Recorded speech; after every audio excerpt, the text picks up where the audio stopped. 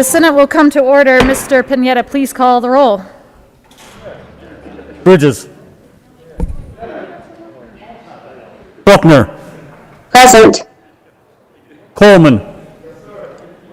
Cook. Coram. Danielson. Morning. Finberg. Finberg. Fields. Gardner. Zinal. Gonzalez. Hanson. Heisey. Holbert. Hawkins Lewis. Buenos dias. Kirkmeyer. Excused. Colker. Lee. Liston. Lundeen. Pedersen.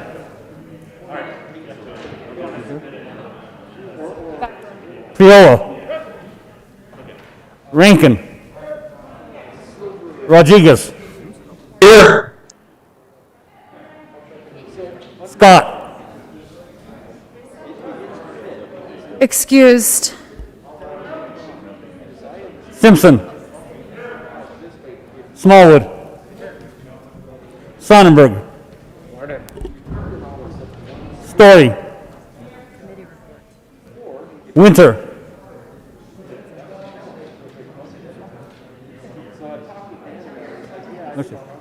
Winter.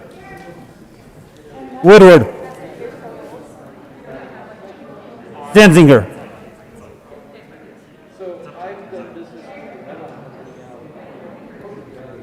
President Garcia. Excused. Oh, I didn't, huh? I'm sorry. My mistake, I missed one. Moreno. Okay. No one's ready for her, huh? Madam President. Here, with 32 present, 0 absent, and 3 excused, we have a quorum. Senator Jaquez Lewis, will you please lead us in the Pledge of Allegiance? Thank you, Madam President. On this beautiful, snowy Colorado morning, please join me for the Pledge of Allegiance. I pledge allegiance to the flag of the United States of America, to the republic which is one nation, under God, visible, with liberty and justice. Approval of the journal. Majority Leader Finberg. Thank you, Madam President. I move that the reading of the journal of Wednesday, February 24th, 2021 be disposed with and that the journal be approved as corrected by the Secretary. You have heard the motion. All those in favor say aye. All those in favor say aye. Aye. All those opposed say no. The ayes have it, and that motion is adopted. Senate Services. February 25th, correctly engrossed Senate Resolution 5. Please add Senator Scott to the roll.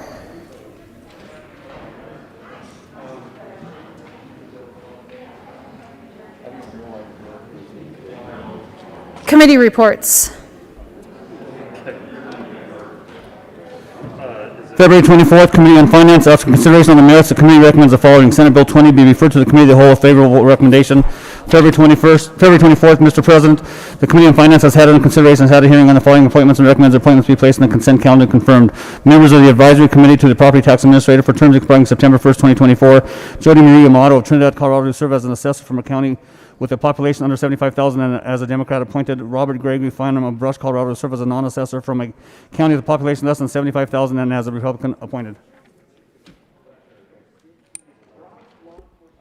Introduction of bills.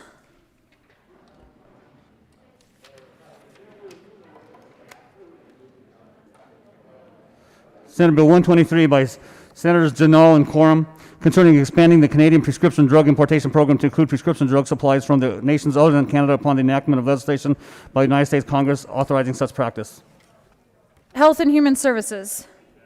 Senate Bill 24 by Senator Lee and Representative Weissman concerning the creation of a Class 2 felony offense when the death of a person is caused by a participant without deliberation in the course of a commission of specified felony offenses. Judiciary. Senate Bill 25 by Senator Cook concerning the submission of alternate proposals to rules being considered by the Air Quality Control Commission.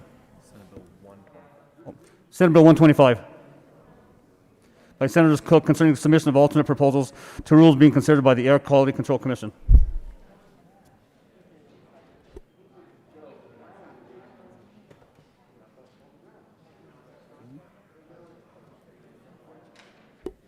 The Senate will stand in quick recess.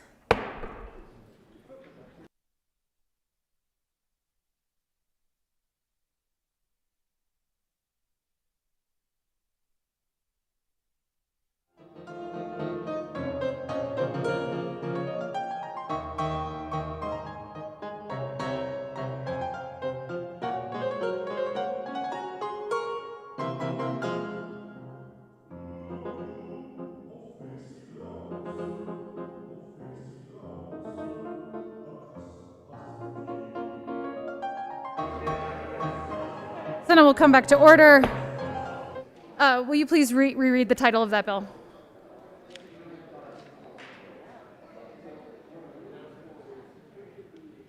Senate Bill 125 concerning the submission of alternate proposals to rules being considered by the Air Quality Control Commission. Transportation and Energy. Senate Bill 126 by Senators Fields and Representative Michelson Janae concerning credentialing of physicians as participating physicians in health coverage plan provider networks. Health and Human Services. Senate Bill 127 by Senator Janal and Representative Mullica concerning the authority of regulator of healthcare professionals during a disaster emergency declared by the governor. Business, Labor, and Technology. Senate Bill 128 by Senators Colker and Representatives Lontine concerning modifications to the administration of the Nursing Home Penalty Cash Fund. Health and Human Services. Senate Bill 129 by Senators Garcia and Ortiz concerning establishing a pilot program to reduce the suicide rate among veterans. State, Veterans, and Military Affairs. Committee reports. February 24th, Committee on Health and Human Services. After consideration of the merits, the committee recommends the following. Senate Bill 73 be referred to the committee of the whole with favorable recommendation.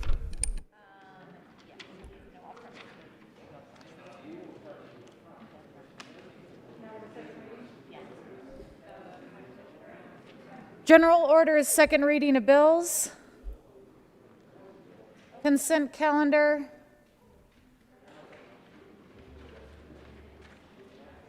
Senator Winter. Thank you, Madam President. I move the Senate resolve itself into the Committee of the Whole for consideration of general orders, second reading of bills, consent calendar.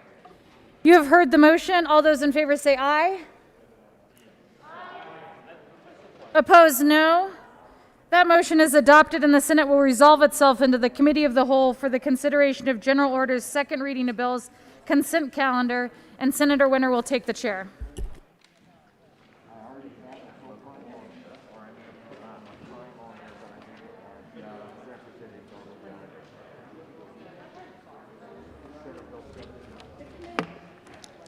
The committee will come to order, and the court rule is relaxed. Will the clerk please read the title of all the bills on the general order, second reading of bills, consent calendar?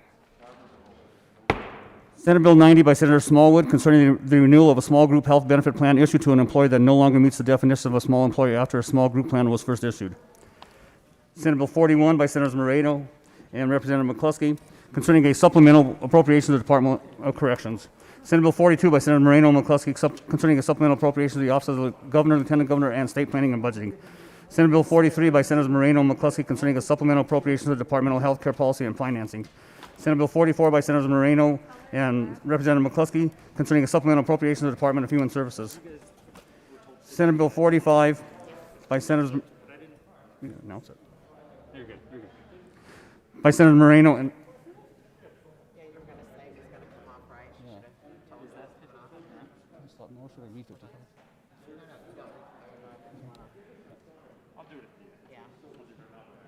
Keep going. Senate Bill 45 by Senators Moreno and Representative McCluskey concerning a supplemental appropriation to the Judicial Department. Senate Bill 46 by Senators Moreno and McCluskey concerning a supplemental appropriation to the Department of Law. Senate Bill 47 by Senators Moreno and McCluskey concerning a supplemental appropriation to the Department of Natural Resources. Senate Bill 48 by Senators Moreno and McCluskey concerning a supplemental appropriation to the Department of Personnel. Senate Bill 50 by Senator Moreno and Representative McCluskey concerning a supplemental appropriation to the Department of State. Senate Bill 51 by Senators Moreno and Representative McCluskey concerning a supplemental appropriation to the Department of Treasury. Senate Bill 52 by Senators Moreno and Representative McCluskey concerning funding for capital construction and making supplemental appropriations in connection herewith. Senate Bill 53 by Senators Moreno and Zanzinger and Representative McCluskey and McClatchin concerning adjustments to school funding for the 2020-21 budget year and in connection therewith making appropriations. Senate Bill 54 by Senators Hansen and Rankin and Representative McCluskey concerning transfers from the general fund cash funds to be used to address wildland fires and in connection therewith making appropriation. Senate Bill 109 by Senators Hansen and Rankin, Representative McCluskey and Herod concerning the authority of an area board to make bond payments from sources other than the revenues generated by the auxiliary facility on behalf of which such bonds are issued and in connection therewith making an appropriation. Senate Bill 113 by Senators Fenberg and Rankin and Representative McCluskey and Lynch concerning state funding of firefighting aircraft to respond to wildfires. Majority Leader Fenberg. Thank you, Madam Chair. Members, before I make the motion, just wanted to let folks know Senate Bill 55 has been requested and taken off of the consent calendar. It will be on general order, second reading of bills. I move for the adoption of all the bills on the consent calendar and their associated committee reports, which includes Senate Bill 90, along with the Health and Human Services Committee report, Senate Bills 41, 42, 43, 44, 45, 46, 47, 48, 50, 51, 52, 53, along with the Appropriations Committee report, Senate Bill 54, and Senate Bill 109, Senate Bill 113, along with its Appropriations Committee report. Is there any discussion on any of the committee reports? The motion before the body is the adoption of all the committee reports of the general order, second reading of bills, consent calendar. All those in favor say aye. Aye. Opposed, no. The ayes have it, and the committee reports are adopted. Is there any discussion on any of the bills on the consent calendar? The motion before the body is the... Is there a quorum? Thank you very much, Madam Chair. You know, I'm looking at this long list, and some of you may realize that I do have an agricultural background. And what concerns me about this is all I've heard this morning is Merino, Merino, Merino, Merino. And to let you know, Merino is a breed of sheep. So are we just going to sit back and be sheep and follow this good-looking young senator from Commerce City? Or are we going to stand up for the people of Colorado? Tell me now. Senator Moreno. Thank you, Madam Chair. Bah.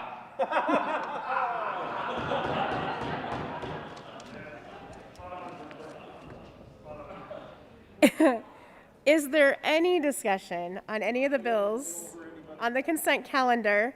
The motion before the body is the adoption of all the bills on the general order, second reading of bills, consent calendar. All those in favor say either aye or bah.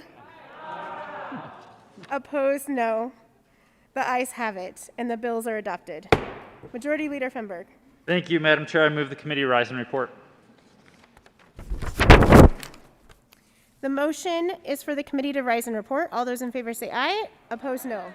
The ayes have it, and the motion is adopted. The committee will rise and report.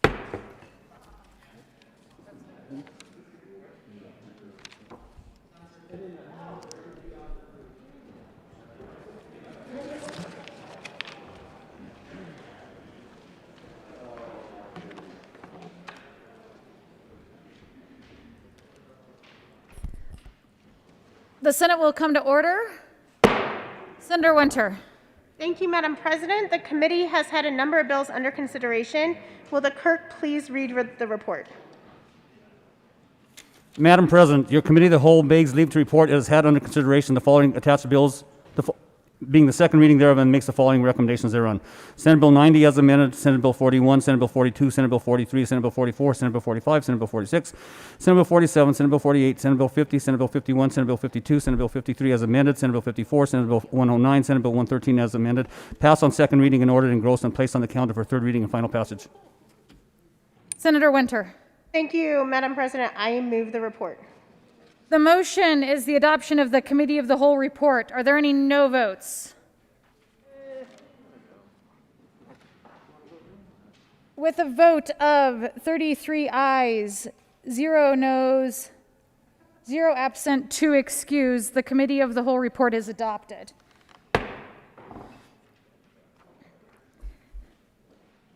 Senate Bill 90 as amended, Senate Bill 41, Senate Bill 42, Senate Bill 43, Senate Bill 44, Senate Bill 45, Senate Bill 46, Senate Bill 47, Senate Bill 48, Senate Bill 50, Senate Bill 51, Senate Bill 52, Senate Bill 53 as amended, Senate Bill 54, Senate Bill 109, Senate Bill 113 as amended, passed on second reading and ordered engrossed and placed on the calendar for third reading and final passage. General orders, second reading of bills. Senator Winter. Thank you, Madam President. I move the Senate resolve itself into the Committee of the Whole for consideration of general orders, second reading of bills.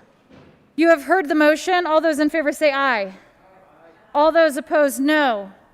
The motion is adopted and the Senate will resolve itself into the Committee of the Whole for consideration of general orders, second reading of bills, and Senator Winter will take the chair. So much stuff.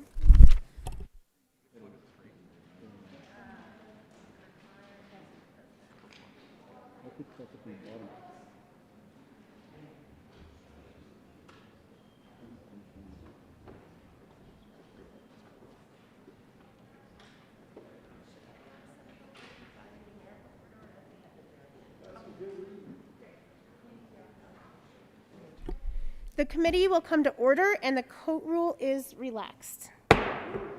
Will the clerk please read the title to Senate Bill 49? Senate Bill 49 by Senators Moreno and Representative McCluskey concerning a supplemental appropriation to the Department of Public Safety. Senator Moreno. Thank you, Madam Chair. I move Senate Bill 49. Colleagues, this is the supplemental for the Department of Public Safety. It includes some additional resources for this wildfire package that we've been talking about, which includes some lease contracts for different leases that we use to, different aircraft that we use to fight fires around the state.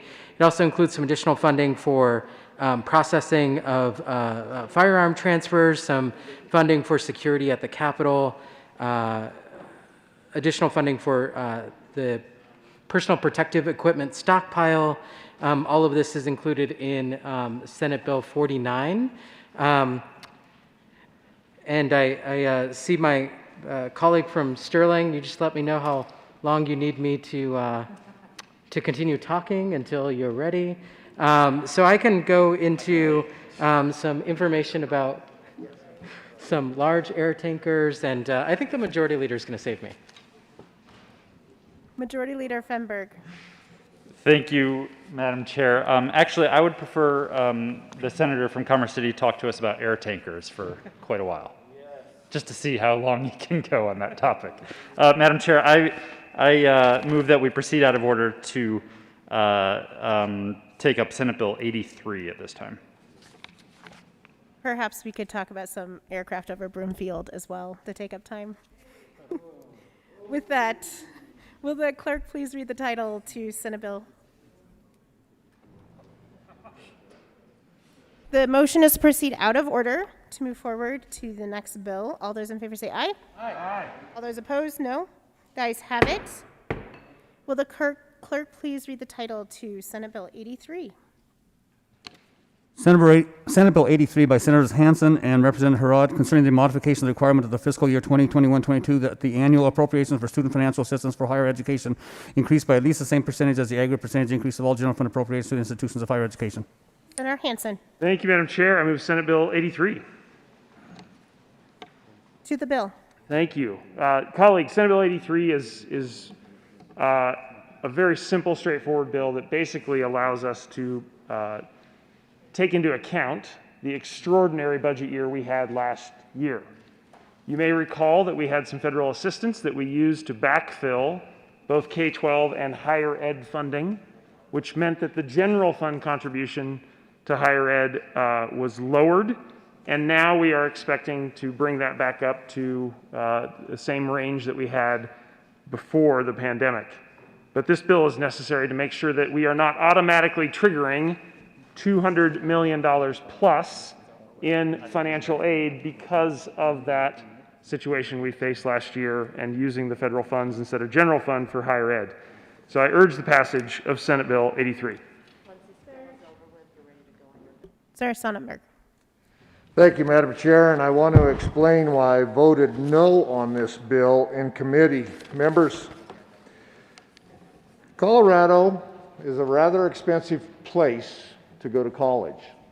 And we have this in statute for a specific purpose. The purpose is when we give money to our higher ed institutions, that they have to use a certain percentage of that or allow a certain percentage in scholarships.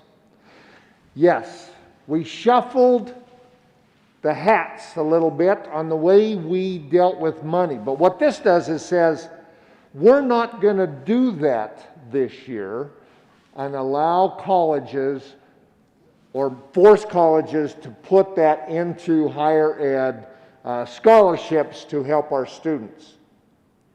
I think it's important we still do that. I think it's important that we still help those kids that need it, and I say kids in all due respect to those people that are going to higher ed institutions, that we continue to elevate our scholarship money as we give money to our higher ed institutions. All this does is reduces that. I understand the reasoning why, but I think we're wrong in not helping our youth in higher education. I'm going to ask for a no vote. Sarah Hansen. Thank you so much, Madam Chair. And I just want to be clear, this does not lead to a reduction in financial aid. This is simply taking into account the situation that we had last year in the budget.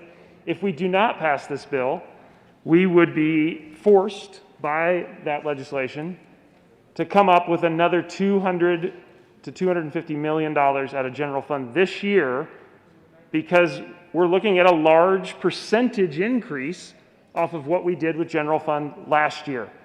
This bill is a one-year timeout from that requirement for a very specific reason. It doesn't lead to any diminution of financial aid. I am as committed as anyone in this room to supporting our students, making sure that we have a robust financial aid package available in the state of Colorado, and this bill does not change that. It simply takes into account the extraordinary budget situation that we faced last year and the use of federal funds. So I urge an aye vote on Senate Bill 83. Is there any further discussion? Seeing none, the motion before the body is the adoption of Senate Bill 83. All those in favor say aye. Aye. All those opposed, no. No. The ayes have it. Senate Bill 83 is adopted. Will the clerk please read the title to Senate Bill 49? Senate Bill 49 by Senator Moreno and Representative McCluskey Majority concerning... Leader Fenberg. Thank you, Madam Chair. I move that Senate Bill 49 move to the end of the general order second reading of bills calendar, just to make sure we have enough time. Senate Bill 49 will be laid over to the end of the general order special reading calendar. Second reading. The motion. The motion before us is to lay over Senate Bill 49 to the end of the calendar. All those in favor say aye. Aye. All those opposed, no. The ayes have it. Will the clerk please read the title to Senate Bill 110? Senate Bill 110 by Senators Zenzinger and Priola and Representative Harrod and Exum concerning funding for the safe revitalization of Colorado's main streets. Sarah Zenzinger. Thank you, Madam Chair. I move Senate Bill 110. To the bill, Sarah Zenzinger. Thank you, Madam Chair. This is a good bill, and I request a yes vote. Sarah Priola. Thanks, Madam Chair. I have rise in support of this bill. It spends roughly, well, 30 million, but I have a list here of 58 million, of which some of the projects will be funded around the metro area. So if you want to take a look, join me at my desk. Senator Heisey. Thank you, Madam Chairwoman. I am curious as to what main streets we're talking about. I was working with the city of Florence. They have a main street that is also a state highway, and we were working very diligently on grant applications and found one that fit perfectly until we got to the last paragraph where it says it was for Denver only. Senator Zenzinger.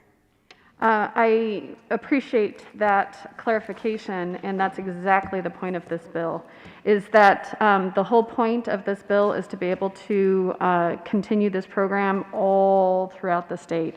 It's taking the Safer Main Streets program, which was a DRCOG initiated program, so only available to the Denver metro area, and it's combining it with the Revitalizing Main Streets program, which is a statewide program.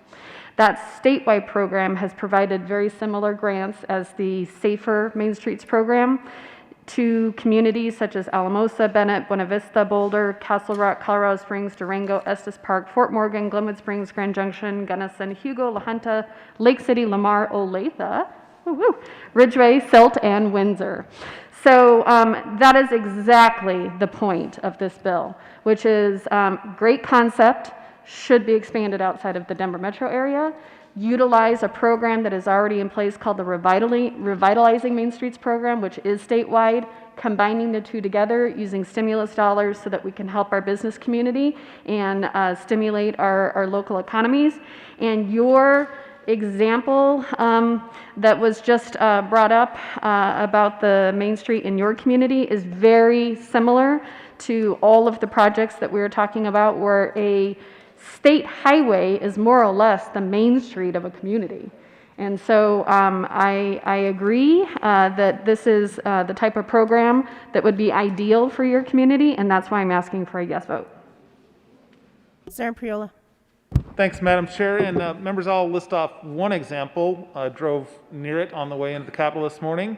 It's in Commerce City. It improves Colorado Boulevard, which is also Highway 6 and Highway 85, they overlap on that stretch of Colorado Boulevard, by adding curb and gutter to the outside edges of the travel lanes. Multimodal facilities will be provided through a 6-foot wide concrete sidewalk on one side of the roadway and a 10-foot wide bike path on the other side of the roadway. Drainage improvements, I assume that's related to Sand Creek and the runoff from the highway, will be included as part of this project, as well as street lighting. This project will provide alternative modes of travel for existing neighborhoods and commuters to the North Line rail station. Also, the Sand Creek bike path runs under that portion of Colorado Boulevard that I assume this project will combine with. So ask for an aye vote. Senator Sonnenberg. Thank you, Madam Chair. Well, maybe you can help me understand a little better. So what we're saying is we're going to do the bike paths, we're going to do some of these things on Main Street that may or may not have anything to do with our deteriorating highways and bridge structures throughout the rest of the state. Is this money being taken away from CDOT, or is CDOT spending this money on something other than fixing those deteriorating roads and bridges and highways? Senator Zenzinger. That's an excellent question, and absolutely not. This program is entirely working on state highways. The point is that these state highways also serve as main streets, so they have dual functions. That's the problem, is that many of these communities, the state highway, Montrose, Delta, serves as the main street for this community. And those main streets, it's not just about like sidewalks. It's not just about bike and pedestrian improvements. It's about a whole host of things that is geared around safety, that is a part of CDOT's 10-year plan. And it just so happens that it's coupled with the fact that Many of our main streets are the hubs of our communities where our business communities thrive, and they've been hit pretty desperately by COVID. So, for example, if you look at my community of Old Town Arvada, they shut down Old Town. They blocked off the streets and they made it a pedestrian area so that we could accommodate our restaurants to do outdoor dining so that they would not be able to close. But by doing that, they had to make sure that we could still route traffic through our community. They had to make sure that people could still get there through a sidewalk. We had to make sure that we still had appropriate parking to be able to support that new function. We had to be able to make sure that the signal lights were working correctly because it's right next to a commuter rail program. It is all about combining this concept of safety and figuring out what we need to do to make our safety, our main streets safer. But it's more than that, because it's building off of a program that is hugely popular and very successful in the Denver metro area, and it's extending it to the rest of the state, utilizing the Revitalizing Main Streets program, which is statewide. So it's combining those two together, and it's doing it in a really creative way that actually supports our economy as well. Here are some of the safety improvements that are being made in these projects. There were new ADA curbs, for example, that were put in place across the Denver metro area. There were intersection improvements and widening of intersections at 20 Road and US 36 between Fruita and Palisade.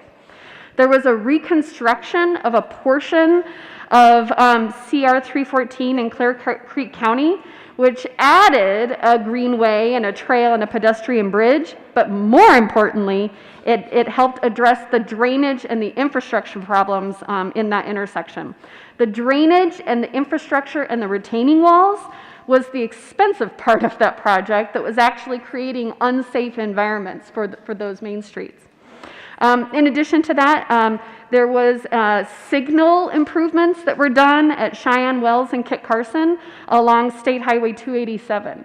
So these are just some examples of how they're utilizing these funds. It's $30 million for shovel-ready projects that have the added benefit of improving safety, coupled with the fact that we are helping to stimulate the economy by giving our businesses that operate on main streets an opportunity to thrive.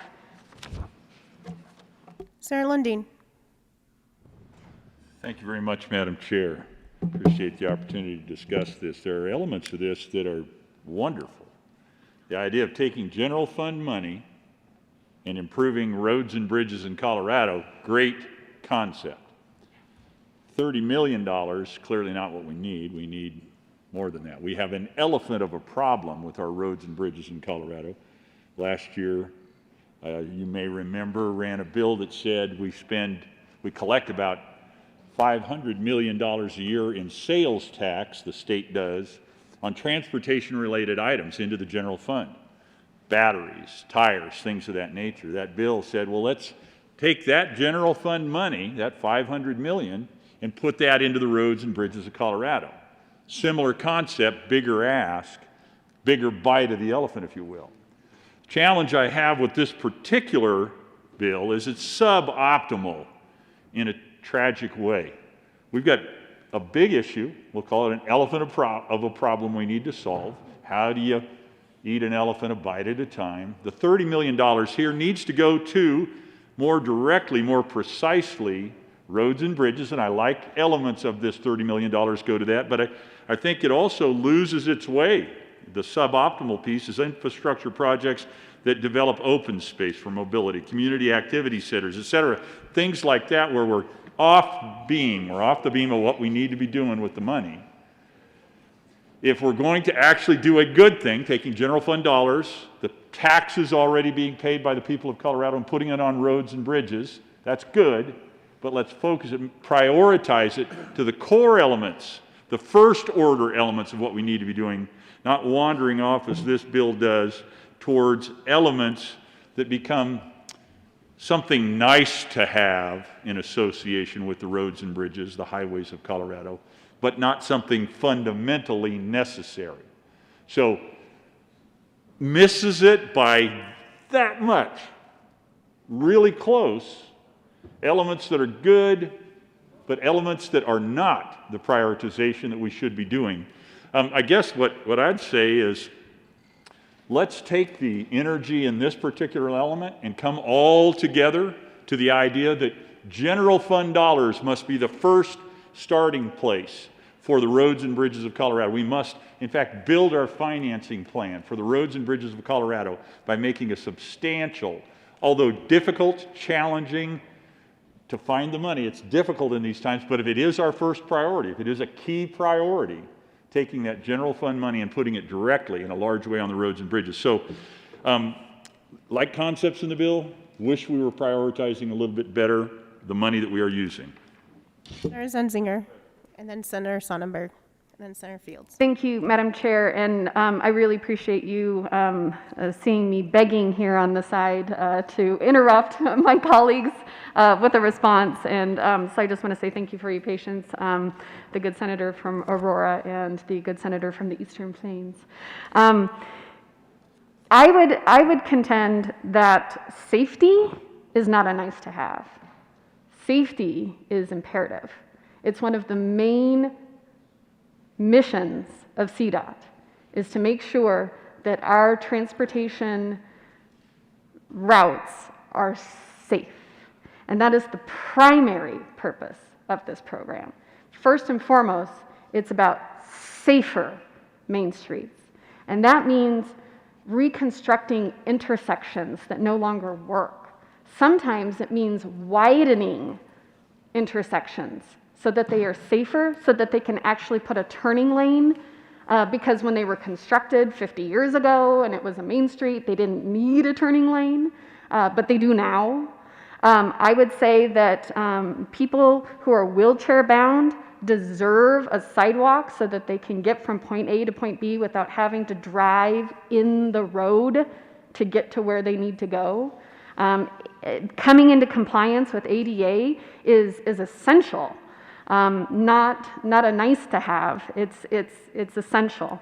I agree.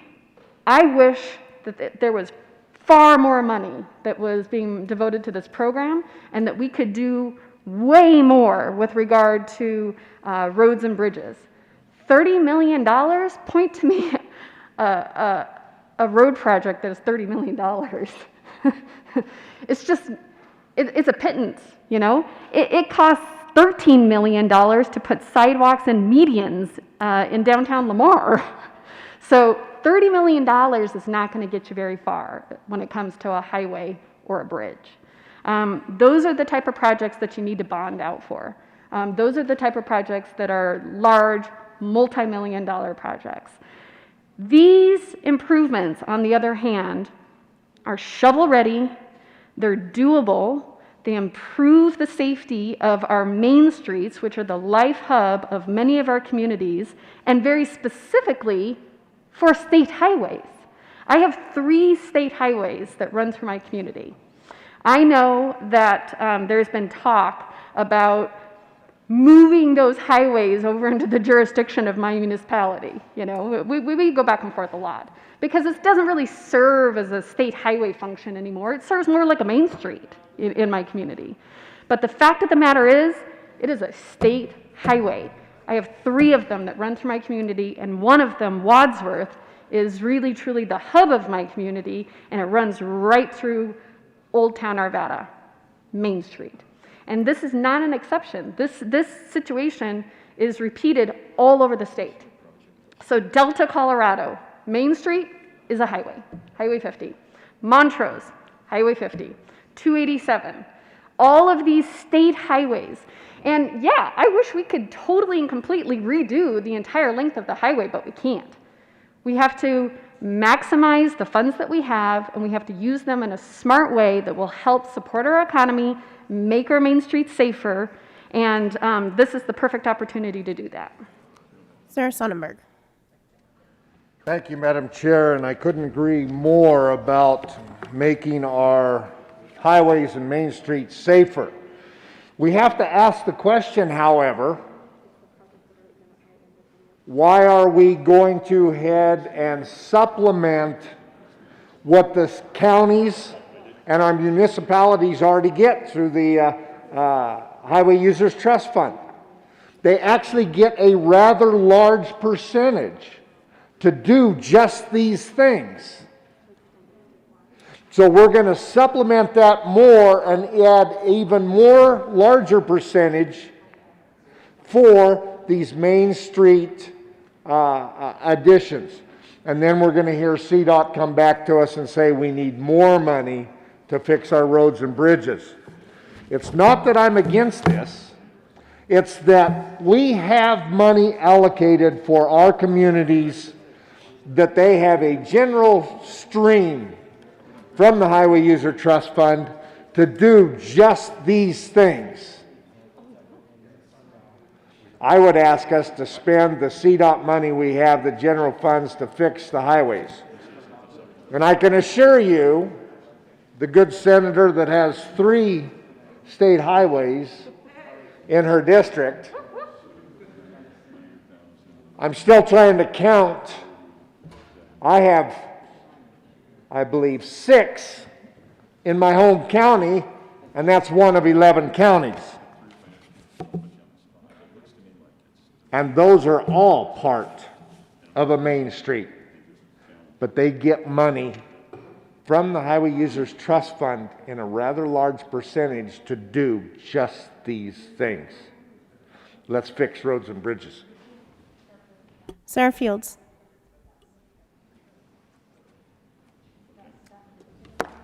Thank you, Madam Chair. And I want to thank the bill sponsors for bringing this bill, Senate Bill 110, because we do have a transportation infrastructure problem, and it can't be one at the expense of another. So when I think about Main Street and safer streets, that's just as important as our bridges and our roads. I represent a portion of rural Colorado. I want to talk about Deer Trail. Deer Trail has no streets. I mean, they have streets, but they have no sidewalks. They have no sidewalks. So when I visit that community, the kids are playing in the streets. We have aspects or areas in our community where it's not safe for kids to play.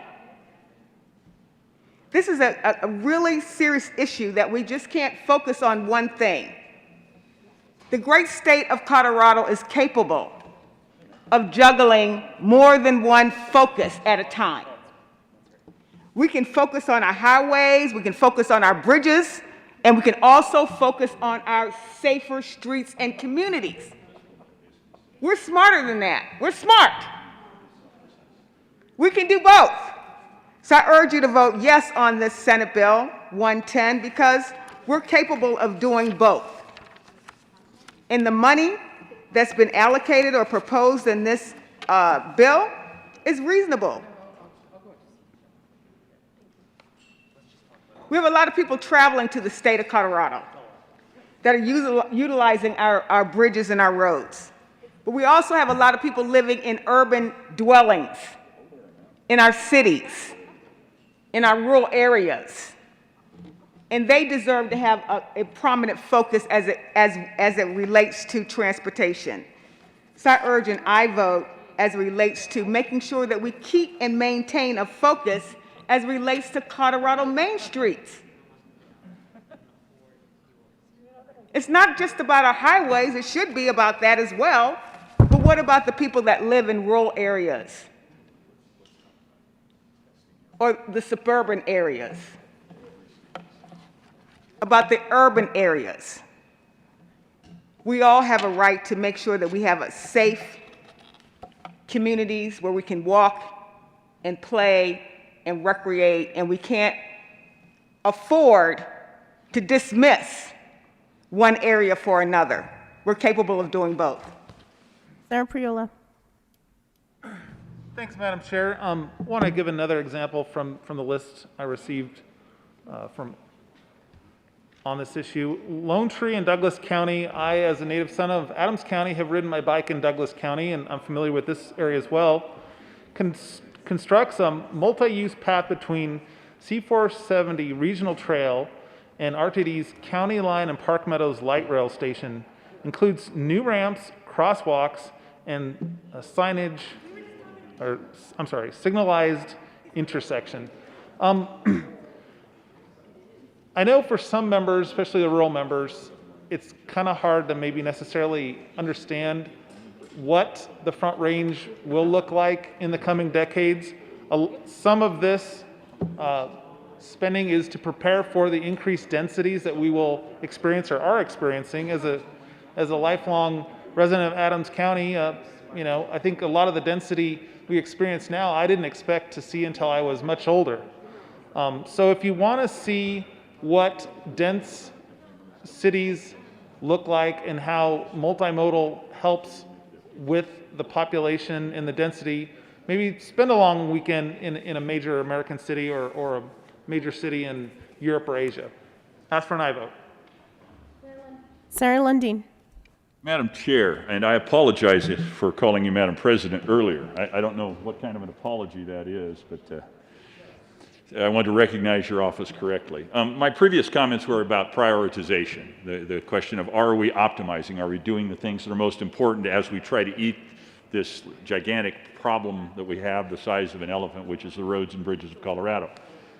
As I read the fiscal note, I'm left with the sense that most of this money is going to end up in Denver Metro. And I'm not wanting to hear that's the answer. I'm wanting to hear that it's broader than that. I think the answer is a little bit complicated, as in most things in government. But really what I'm looking for is if we're going to take $30 million out of the general fund, put it on roads and bridges, that's good. Prioritize it based on safety, that's good. Also, when we wander off towards open spaces, things of that nature, it gets challenging. It's a misallocation of dollars, in my opinion, at that point. And it's potentially a misallocation of dollars if it's all Denver Metro. Big state, big issues, diverse state, diverse issues. We need to make sure the money's not just all landing here. And I'm a little concerned as I read the fiscal note, this particular bill brings a lot of money into Denver Metro, and I want to have a greater sense. So I'd ask those who work with this on a daily basis, JBC, with the support of the JBC staff, if they can give us some insight into the breadth of investment of these dollars. Thank you, Madam Chair. Thank you. Senator Marino. Thank you, Madam Chair, and thank you to the senator from Monument for the question. It's a good one. The reality is, and I think this dynamic has been described before, there are two separate initiatives within CDOT. There is the Safer Main Streets Initiative, and then there's the Revitalizing Main Streets Initiative. This budget request essentially will meld the two and then provide resources on that basis. The reality is that for both of these programs, a rather small amount of money has been made available for both of those. This investment is a very large investment that the department will be taking on, and I can understand and appreciate some of the frustration because there is no grants list, there is no list of identified projects as there is with when we increase allocations to CDOT. There is no prioritized list because it's a competitive grant program. It is localities, it is counties, municipalities that submit an application that ask for additional resources, and then those are granted by the Transportation Commission and the Department of Transportation. But to the point about will these dollars just go to the metro area? I can say, colleagues, definitively no. There are so many projects that are outside of the metro area that have been funded to date. Breckenridge, for example, had a project on Lori Trail for Colorado State University, Gunnison, Oak Creek, Salida. All of these are localities that applied for grant funding and received it from the state to help revitalize their main streets. Just a couple more for you because these are new as of January 19th, 2021. Central City received a $50,000 grant. The town of Hugo received $50,000. Colorado Springs received $26,000. Crestone received $50,000. So it is truly across this state, but I can appreciate the frustration because it is a competitive grant program, so there's no list of identified projects, but I can assure you, colleagues, that there is a statewide view to this money. Sarah Zenzinger. Thank you, Madam Chair. And just to elaborate on that point, the Revitalizing Main Streets program is already functioning, it's already out there, it's already going. And the feedback that we have gotten from the cities and towns, and they're mostly towns, to be honest, they're mostly small communities where their main street is also a state highway. So for the most part, the Revitalizing Main Streets program really has served outside of the metro area really well. Since July of 2020, CDOT has issued over 65 of these grants to communities across the state, and you just heard a short list. I rattled off a list at the beginning. And the problem that we're trying to solve here, because I get asked it all the time, what's the problem that you're trying to solve? The problem is that many of our small towns, their main street is their hub. That's where the community commerce resides. That's where the lifeblood of that community resides. And it just so happens that that main street is also a state highway. And so we really have a responsibility as a state to make sure that those main streets that are also a state highway are safe. We need to help them. When many of these main streets were shut down because of COVID, they were struggling to figure out what to do. These funds were a lifeline to these communities because it allowed them to adapt to the environment. It allowed them to better support their businesses and their residences. They had to take a very bad situation with COVID and the shutdown, and they had to figure out, how are we going to survive? Well, it turns out that we were able to help them with that CDOT was able to help them with that Transportation Projects was actually able to play a substantive role in revitalizing these communities and keeping them afloat during a very difficult time. And these communities are grateful for it. They want these dollars. They want these projects. And again, I'm looking at this list. Alamosa received one of these grants. Bennett received one of these grants. Castle Rock, and I believe the good senator from Castle Rock. Well, are you from Castle Rock or are you from Parker? I don't know, Madam Chair, maybe Smallwood is Parker. Okay. Excuse me, the senator from Parker is from Parker. Fort Morgan actually received one of these grants. So did Hugo, so did La Junta, Lamar, Silt, and Windsor. So they're all examples in which the community thought, what are we going to do? We need some help here. And we were able to provide shovel-ready grant money that improved the safety and really was a lifeline for these communities. So I really appreciate the discussion. What I like most about it is that you're making sure that this program, the good qualities of this program, extend to the full state. And I agree with that, and I believe that, in fact, this kind of program is just ripe for supporting our rural communities, because those are the communities that have a state highway that also serves as a main street. So I appreciate the conversation today. I appreciate being pushed to demonstrate how this is going to be statewide. I recognize that I wish we had more funds to dedicate for these purposes, But I think this is using what we have and making a bad situation as best as we possibly can and improving the safety of our communities. So I ask for an aye vote. Minority Leader Holbert. Thank you, Madam Chair. I thought I would just come up and clarify, because there's some confusion about which good senator represents Castle Rock. That would be the good senator who doesn't live in Parker, who sits over there. He and I both prefer to be designated and recognized as the good senators from Douglas County. And it's a common mistake. Many in the media are tenacious about labeling each of us as the senator from a town.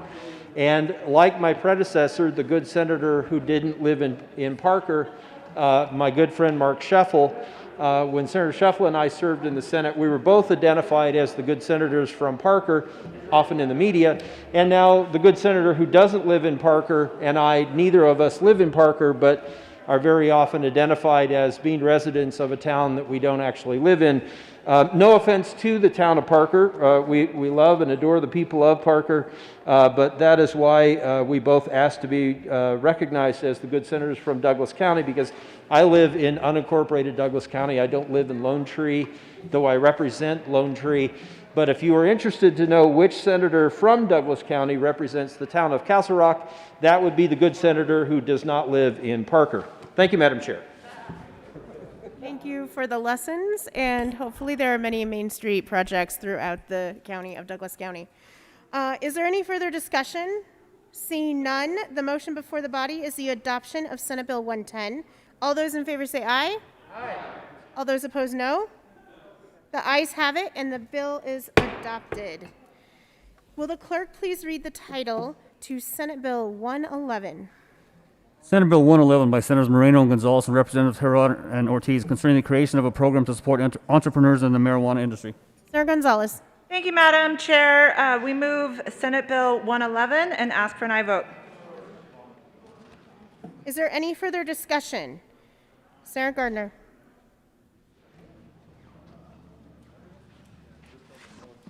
Thank you, Madam Chair.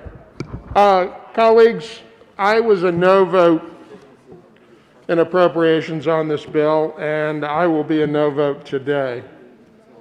As I said in appropriations, I have been a firm supporter, both as a legislator and in my law practice, of supporting small businesses, disadvantaged businesses, those businesses who need aid to start. And this is couched as a creation of a program to support entrepreneurs in the marijuana industry. But we are tapping the Marijuana Cash Fund to do this. Now, how many of you have had someone say to you at a town hall meeting or any kind of a public meeting, how about all that marijuana money that was supposed to go to education? How many have? Yeah. Well, we're going to tap the Marijuana Cash Fund for the assistance of these entrepreneurs. And the last time I looked, the marijuana business was thriving in my community. I don't know about yours. We're going to tap it for $4 million. Now, the General Assembly, by statute, set a list of things that we were going to appropriate the Marijuana Tax Cash Fund for. And they were educating people about marijuana, providing services to adolescents and school children, related services with respect to behavioral health, jail-based services, regulatory enforcement with respect to marijuana, law enforcement with respect to it, and the list goes on and on. But none of it says, oh, and by the way, we think it's a good idea to appropriate to help promote social equity licenses for those who have prior offenses to get into the marijuana business. Now, as I say, as a matter of policy of assisting those who are disadvantaged in some way, whether due to an immutable characteristic or even in this case for people who are in a situation due to their conduct, which is the case for some of these instances, that can be a good public policy. But we are promoting entrepreneurs in the marijuana business, the cannabis business. And I said in committee, would we do that to promote people to get a start in the tobacco business? Would we do that to promote people to get a start in the liquor business? To get a start in the gaming business? To get a start in the payday loan business? All of these things in one way or another are legal but highly regulated. And quite frankly, we don't spend a lot of government money and resources encouraging people to get into those businesses. They seem to find their way there as it is. This is bad policy, and I ask for no vote. Is there any further discussion? Senator Smallwood.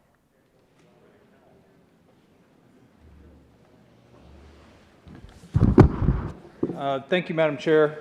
So obviously I did not hear this bill in committee, so I have a few questions. And really it's more the details of who is going to be eligible for this money.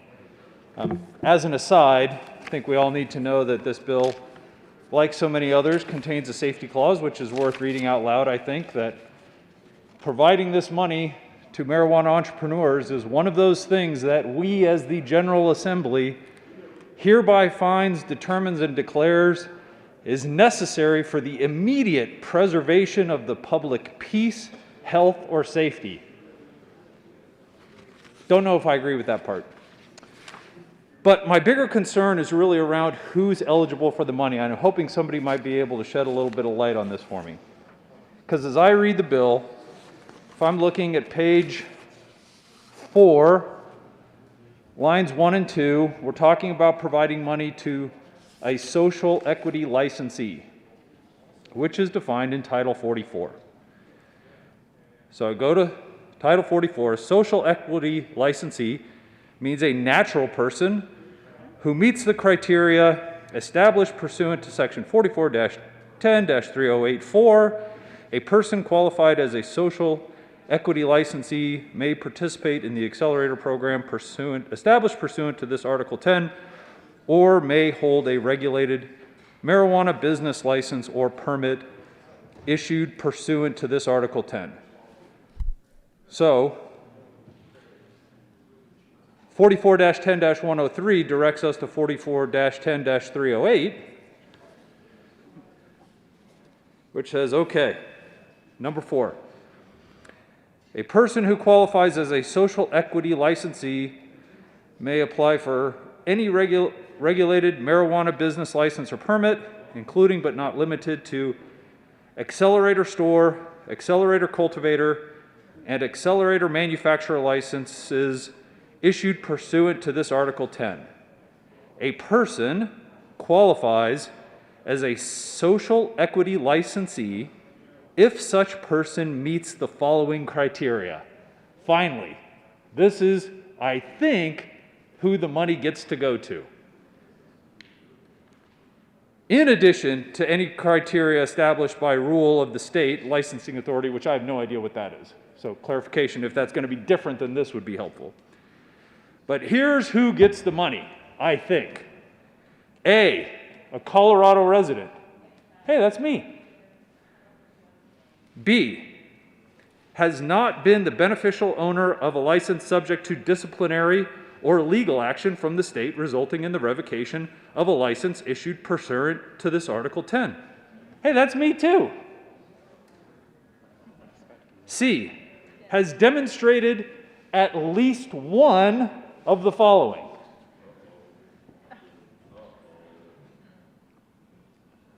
Roman numeral 1, the applicant has resided for at least 15 years between the years 1980 and 2010 in a census tract designated by the Office of Economic Development and International Trade as an opportunity zone or designated as a impacted area as defined by rule pursuant to section 44-10-203 1J. Okay, that's not me. But remember, it only had to be one of those, so I'm not out of the game yet. Roman numeral 2, the applicant or, catch this, colleagues, the applicant's parent, legal guardian, sibling, spouse, child, or minor in their guardianship was arrested for a marijuana offense, convicted of a marijuana offense, or was subject to civil asset forfeiture related to a marijuana investigation. That's Roman numeral 2.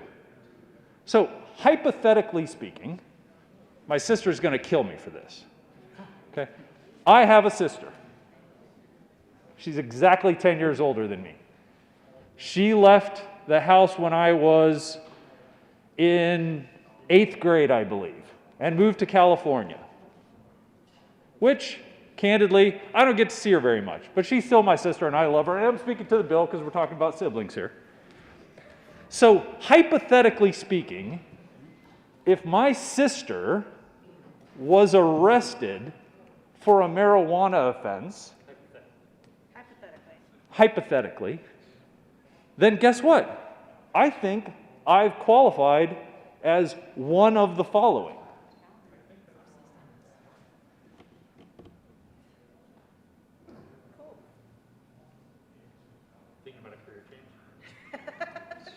Well, I want to make sure that I've got it because, right, I have to have number A, letter A, Colorado resident, that's me.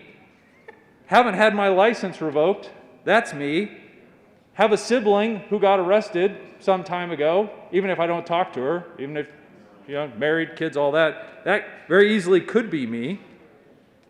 I need to know how am I not eligible for this type of money. And I'm not saying that I wouldn't like some of this money, but I don't think that's the intent of the bill. And as I read things talking about trying to get money to people that need it, I don't feel like I should necessarily fall into that qualification. So what I'd like help with is somebody telling me how I don't qualify for this money that the good senator from El Paso County already told me shouldn't come to me anyways. Thank you, Madam Chair. Senator Gonzalez. Thank you, Madam Chair. To the good senator from Douglas County, I think you might need to talk to your sister.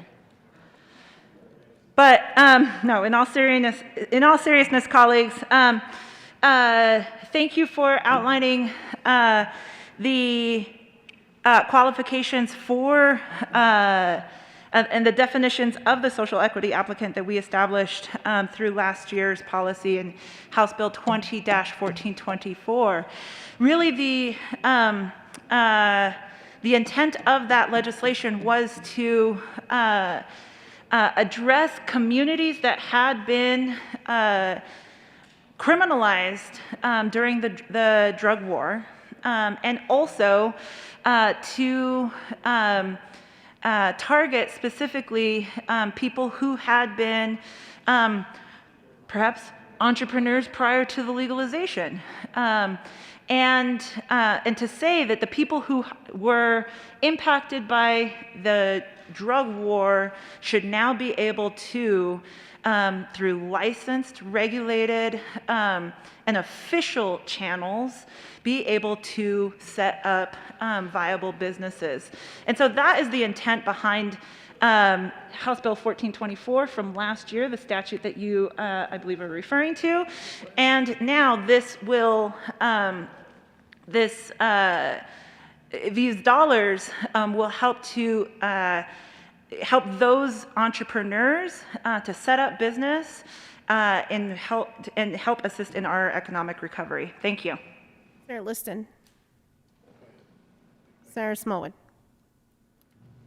Thank you, Madam Chair, and I thank the senator from Denver for the additional information, although it didn't answer my question, which is, can I get this money? I live in Colorado. I haven't had my license revoked. Hypothetically speaking, I have a sister who left home when I was in middle school and hypothetically was arrested for a marijuana offense in a different state. Shame on her, that was the law then. Am I eligible for the money? Senator Gonzalez. Thank you, Madam Chair. To the good senator from Douglas County, again, that's why I'd encourage you to have a conversation, hypothetically, with your sister, because that would be the nexus in this scenario to determine your eligibility. If she were, then ostensibly the answer would be yes. Senator Smallwood. Thank you, Madam. Thank you, Madam Chair, and thank you to the good senator from Denver. That helps a lot. I think that's ridiculous. The fact that my sister, who left home when I was basically a child, has not impacted me. I'm 50 years old. Somebody please tell me the nexus between my sister in California getting arrested, who I email with occasionally, and me now being deserving of money out of this fund. Somebody please connect those dots for me, because I will tell you, anything that happened to my sister in California over the last 30 years is basically immaterial to my business success or lack of success. So if somebody could please connect those dots, that would help tremendously. Senator Liston.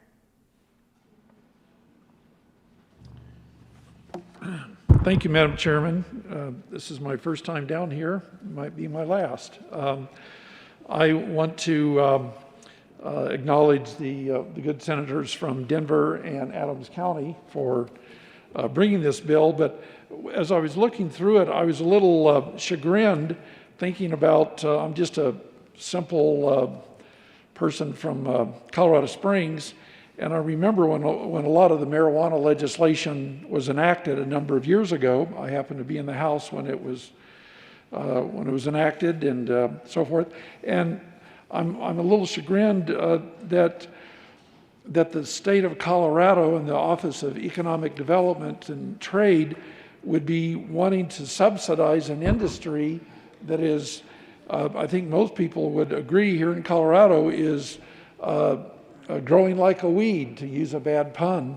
But it is growing and has continued to grow. And why the Office of Economic Development and Trade would be getting money from the marijuana tax fund to subsidize an industry that is already thriving and growing on its own. And it seems to me that that's not the role, and the people in my district would be somewhat chagrined to know that $4 million is coming to subsidize these entrepreneurs when there are pools of money out there in the private equity area that would probably be more than willing to invest in this area. Certainly the industry, which is very profitable and thriving, it seems like industry people could be investing in this area, or loans from individuals, and I'm sure I'm leaving out other avenues of finance. I know I am. So I'm just speaking, I'm thinking about my constituents in my district when they find out that the state of Colorado is going to be subsidizing these entrepreneurs, when that really, in their opinion, in my opinion, should not be the role. And also that the fact that that the marijuana money, at least part of it, I know is supposed to go to schools and help Colorado in other areas.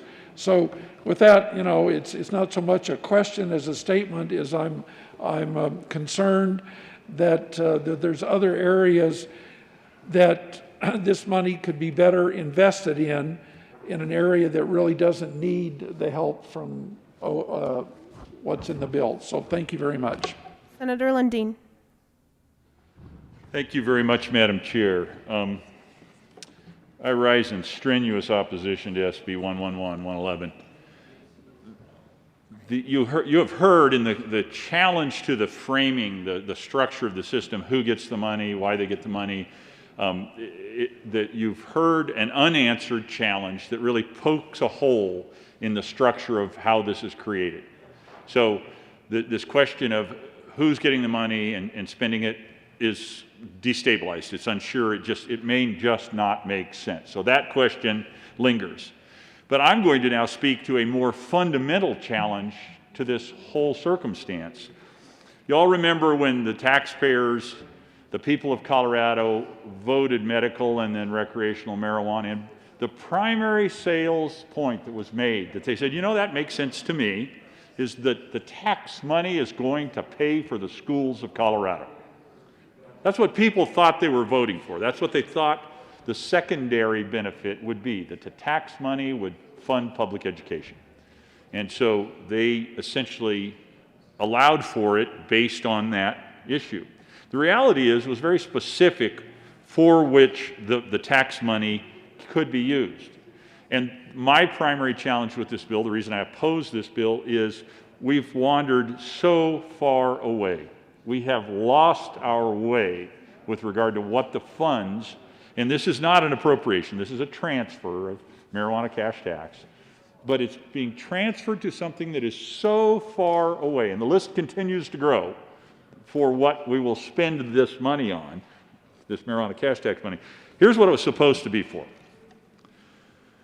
To educate people, primary first purpose, to educate people about marijuana to prevent its illegal use or legal abuse. Okay, so we've gone from avoid illegal use, prevent legal abuse, to promote more actors into the industry to sell more. Second, to provide services for adolescents and school-aged children in school settings or through community-based organizations. That gets back close to it's for the students. It's about education. Third, to treat and provide related services to people with any type of substance use or mental health disorder, including those with co-occurring disorders, or to evaluate the effectiveness and sufficiency of behavioral health services. Fourth, for jail-based and other behavioral services for persons involved in or diverted from the criminal justice system. Fifth, for state regulatory enforcement, policy coordination, or litigation defense costs related to retail or medical marijuana. So we've got this basket. The first 5 things are all about containing, controlling, regulating, understanding.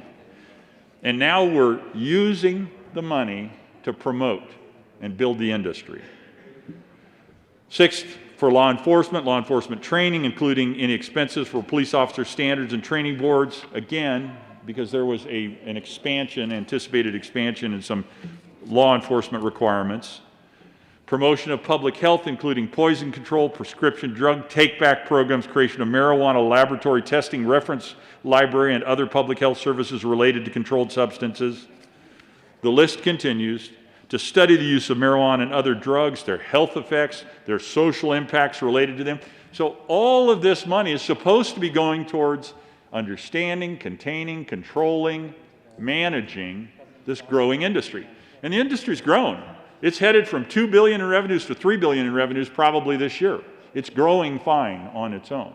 And yet we're going to take additional dollars here and walk away from the promise that was made to the people. It's about funding education, and put it into, it's now about expanding the industry and increasing the number of participants. So the fundamental point I'm making is this bill has walked away from the purposes for which the fund which the monies will be drawn from was created.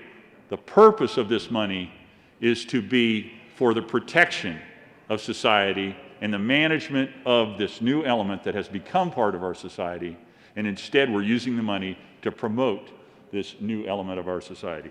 So I stand in firm opposition to SB 111 and ask you to consider, do we want to do what we told the people of Colorado we'd do with regards to the funds associated with this? Or do we want to do something different, which in my mind is the polar opposite, 180 degrees out of alignment with what we told the people we would do with the dollars that this bill would spend? Thank you, Madam Chair. I appreciate the opportunity to speak on the bill. Senator Moreno. Thank you, Madam Chair, and I appreciate the comments that have been made so far. I think they only tell part of the story. The reality is that the marijuana industry is booming in Colorado. That is a reality. It is now over a $2 billion industry when it was only legalized, within the last decade. That is a success story. They are doing very, very well. But if you only looked at that, you would neglect the fact, to use a frame earlier, that the marijuana industry is primarily young. Hey, that's me. It is primarily male. Oh, that's me too. And it is primarily white. Uh-oh, that is not me. So the challenge, colleagues, when we talk about just let the market decide. Let these people take streams of private equity, which, by the way, many of them they are not eligible for due to federal regulations still. Set that aside for a second. If they just relied on private equity, the reality is, what private assets do people like me have to bring to the table?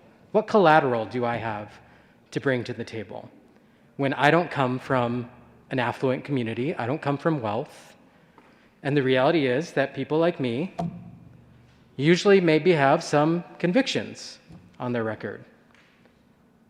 It is now a legal substance, yes, but before that, people that primarily look like me have marijuana convictions in their record. I was here when we instituted the marijuana statutes and regulations after it passed at the ballot box. And colleagues, I'm afraid to say we made a lot of mistakes in the rollout of that industry. From the outset, we excluded certain communities from being able to be successful in that industry. That is a public policy choice that we made, that the General Assembly instituted. We excluded people from this industry. This $4 million is a drop in the bucket, a very small amount, to starting to correct some of those mistakes. $4 million in comparison to the marijuana revenue that we bring in on a yearly basis is nothing to try to help the communities that we, as a matter of public policy, excluded from participating in this industry in the first place. I ask for an aye vote. Senator Quorum. Thank you, Madam Chair. Great conversation today and a lot of food for thought. $2 billion industry is great. That's a $2 billion legal industry. I believe the black market is doing just as well. But I'm not sure this is the best use of $4 million. I appreciate everything the Office of Economic Development and International Trade does, but I want to tell you a story of what they haven't done. Through legislation taken by this building, we have said we are going to shut down coal-fired power plants. And we have done that. And we've created just transition. So the first victim was the cleanest coal power plant in North America in a little Senator community. Quorum, are you speaking to this bill, 111? Absolutely, the ma'am, if you will marijuana? bear with me. Madam Chair, is this the best use of $4 million funding this program? Because what we've done, we killed 120 of 360 jobs in that community. They've got a little bit of help. Actually, 6 of them have a job now. There's 2 marijuana stores in town. Maybe one of them owns that. I'm not sure. But I appreciate what you're trying to do, but we have so many communities in rural Colorado that are suffering, and frankly, they don't need another marijuana store. They need jobs that comes in and creates more jobs. So I think it's just something I think you need to think about. We talk about everything we're going to do for these communities, but frankly, they have been hollow words. There's things that we can do, things that we need to do. But frankly, this is not a priority in my district. Senator Fields.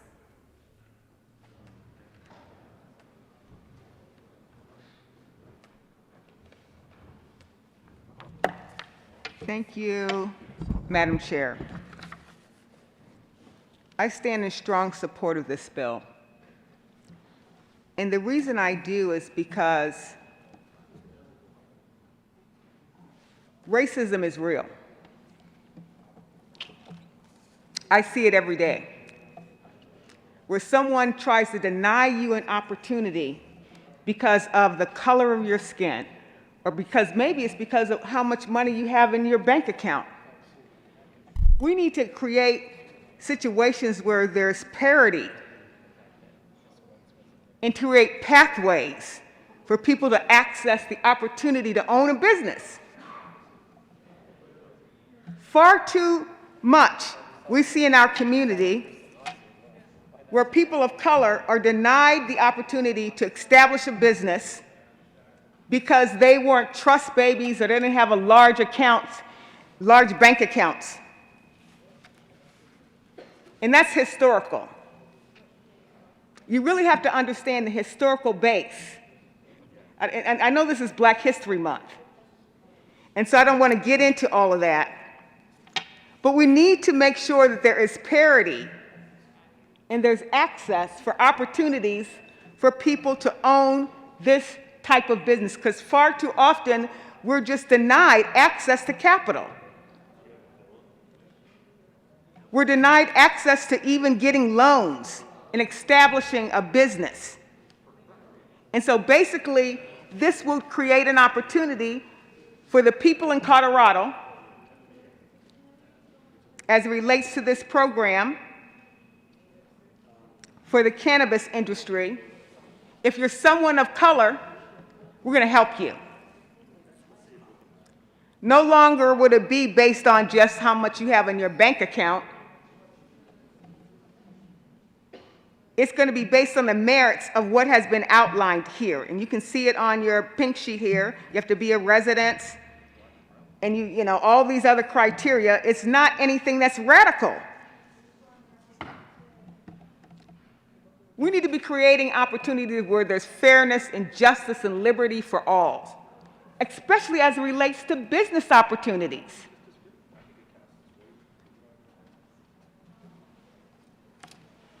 Right now, the banking industry has not been all that friendly to people of color.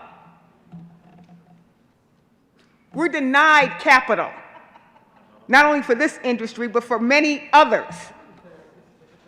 We don't have access to the capital that we need to establish and to own and operate a business. And at some point, that has to change. So I support a program that will allow for appropriations to make sure that there's ongoing business opportunities for people who want to pursue this industry moving forward. If we don't do that, then what happens is far too many people are going to be cheated and left out. They still have to meet the requirements. They just get a little assistance and support, which I think there's worthy of that, to make sure that there's social equity in licensing. Why should they be left on the sidelines? I think this is a good bill, and I think you should vote yes on Senate Bill 111. Senator Smallwood. Thank you, Madam Chair. I appreciate those comments from the senator from Aurora. And shouldn't come as any surprise, I agree with most of them. So what I'm hearing is this is a social equity bill. What I've heard is this is a bill to help black people and brown people, not white people. That's what I've heard. Or maybe some white people.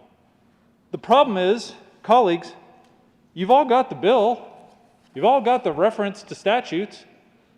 Somebody please show me somewhere in this bill or in the related statute the word black or African American or minority or Latinx or Latino or Latina or LGBT. Show me somewhere in the bill or in the statutes that we're helping these people.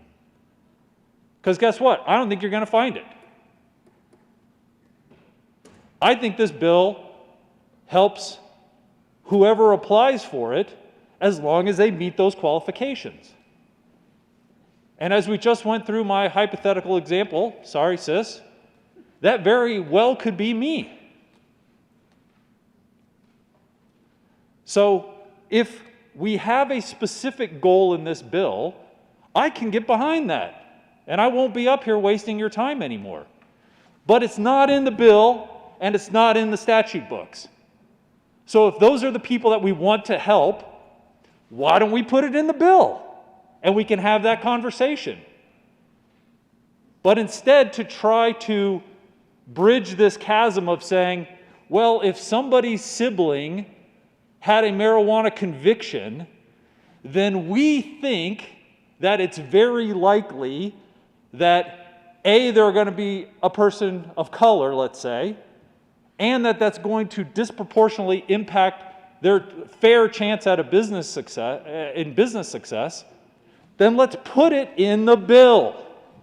That's all I'm asking. That way we can have the conversation about it. And you can say clearly, guess what, Senator Smallwood? You will not qualify for this. I don't know why we're having to go and jump this chasm. It doesn't make any sense when you just put the language in the bill. Senator Gonzalez.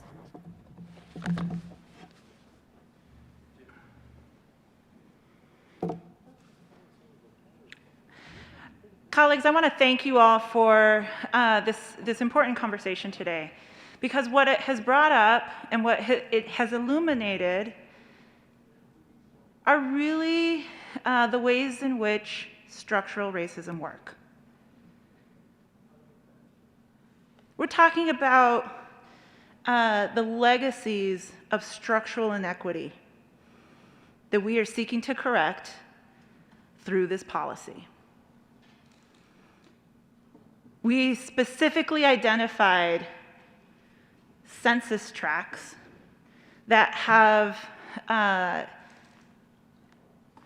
that are listed as opportunity zones, and we created the nexus to folks who had been disproportionately, who had been convicted by in previous years of marijuana crimes. The pernicious nature of systemic racism has often led to more black and brown people being convicted of those crimes. But let's be clear, not only black and brown people were convicted of those crimes prior to legalization in this state or in this nation. And so for the white folks who also got caught up in that, in the drug war as well, this policy would be for them. Colleagues, we ask your aye vote on this bill because we believe that in an industry that has enjoyed much success and yet an industry that is still overwhelmingly young, male, and white, that this is our opportunity to chart a new path forward and to advance equity through our policies. Colleagues, I ask for an aye vote. Thank you. Senator Fields?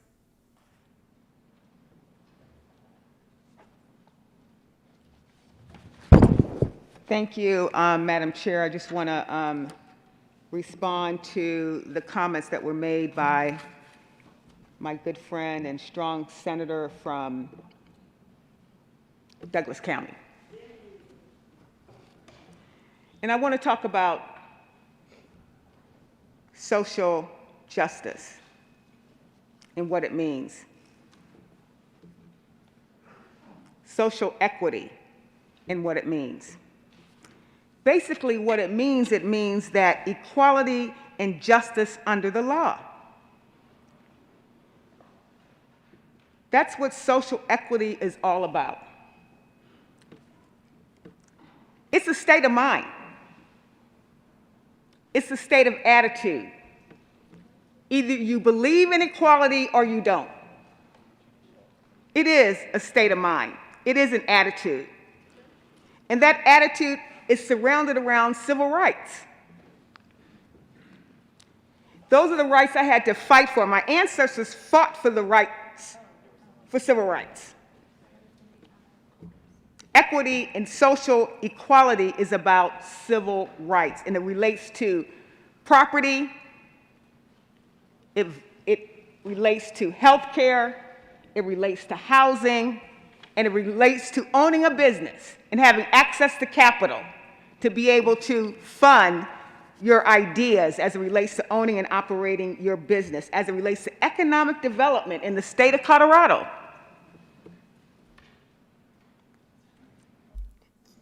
Social equity is about justice. It's about fairness. It's about the goodness. It's about goodness. It's not about black people or brown people. It's not just about that. It's about the common good. It's our social contract that we all have access to the liberty and justice and opportunity to own and operate a business. So it's not just for black or brown or Latino, it's for everyone. Just to make whatever system we set up is fair and it's equal. It's about equality. That's all it does. It just gives an opportunity for all of us to have equal access. So I know that I'm voting yes on this Senate Bill 111, and I hope you will too. Senator Smallwood? Thank you, Madam Chair, and thank you again to the Senator from Aurora. And again, for the second time on the same bill, I agree with her again. But the problem is we're hearing two different stories now. I hear from my friend that we're not having a conversation about trying to lift up people of color. But I hear from the bill sponsor that the problem is the industry is dominated by young, white males. So at this point, what is it? Are we trying to fix the problem of a system dominated by young white males, therefore elevating people who aren't young white males? Or are we lifting everybody, including young white males? All I'm asking for, colleagues, is for us to be thoughtful about this. Who are we trying to help, and why aren't they listed in the bill? It's that easy. I'm more confused now than I was 5 minutes ago, because quite honestly, if we had just put in the language, these are the specific minority groups that we're out to help, I'd be sitting in that chair there and would never have been up here in the first place. We're getting two very different messages. Which one is it? Thank you, Madam Chair. Is there any further discussion? Seeing none, The motion before the body is the adoption of Senate Bill 111. All those in favor say aye. Aye. All those opposed, no. The ayes have it. Will the clerk please read the title to Senate Bill 112? Senate Bill 112 by Senators Garcia and Simpson, Representative McCluskey and Will. Concerning a 2020-21 state fiscal year transfer from the general funds to the capital construction fund for increased access at certain state parks and in connection therewith making an appropriation. Senator Simpson. Thank you, Madam Chair. Colleagues, good morning. I'm here to introduce Senate Bill, and I do move Senate Bill 112. And also the committee report. And the Appropriations Committee report. To the committee report, Senator Simpson. Thank you.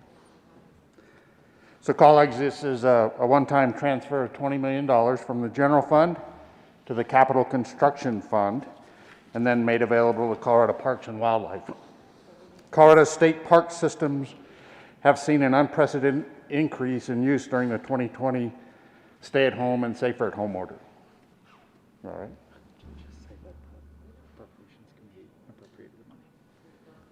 First, we'll do the committee report. Is there any discussion on the committee report? Madam Chair, the Appropriations Committee met and approved the money. The request. Is there any further discussion on the Appropriations Committee report? Seeing none, all those in favor of adopting the Appropriations Committee report say aye. Aye. All those opposed, no. The committee report is adopted. And now to the bill, Senator Simpson. Thank you, Madam Chair. Try this again.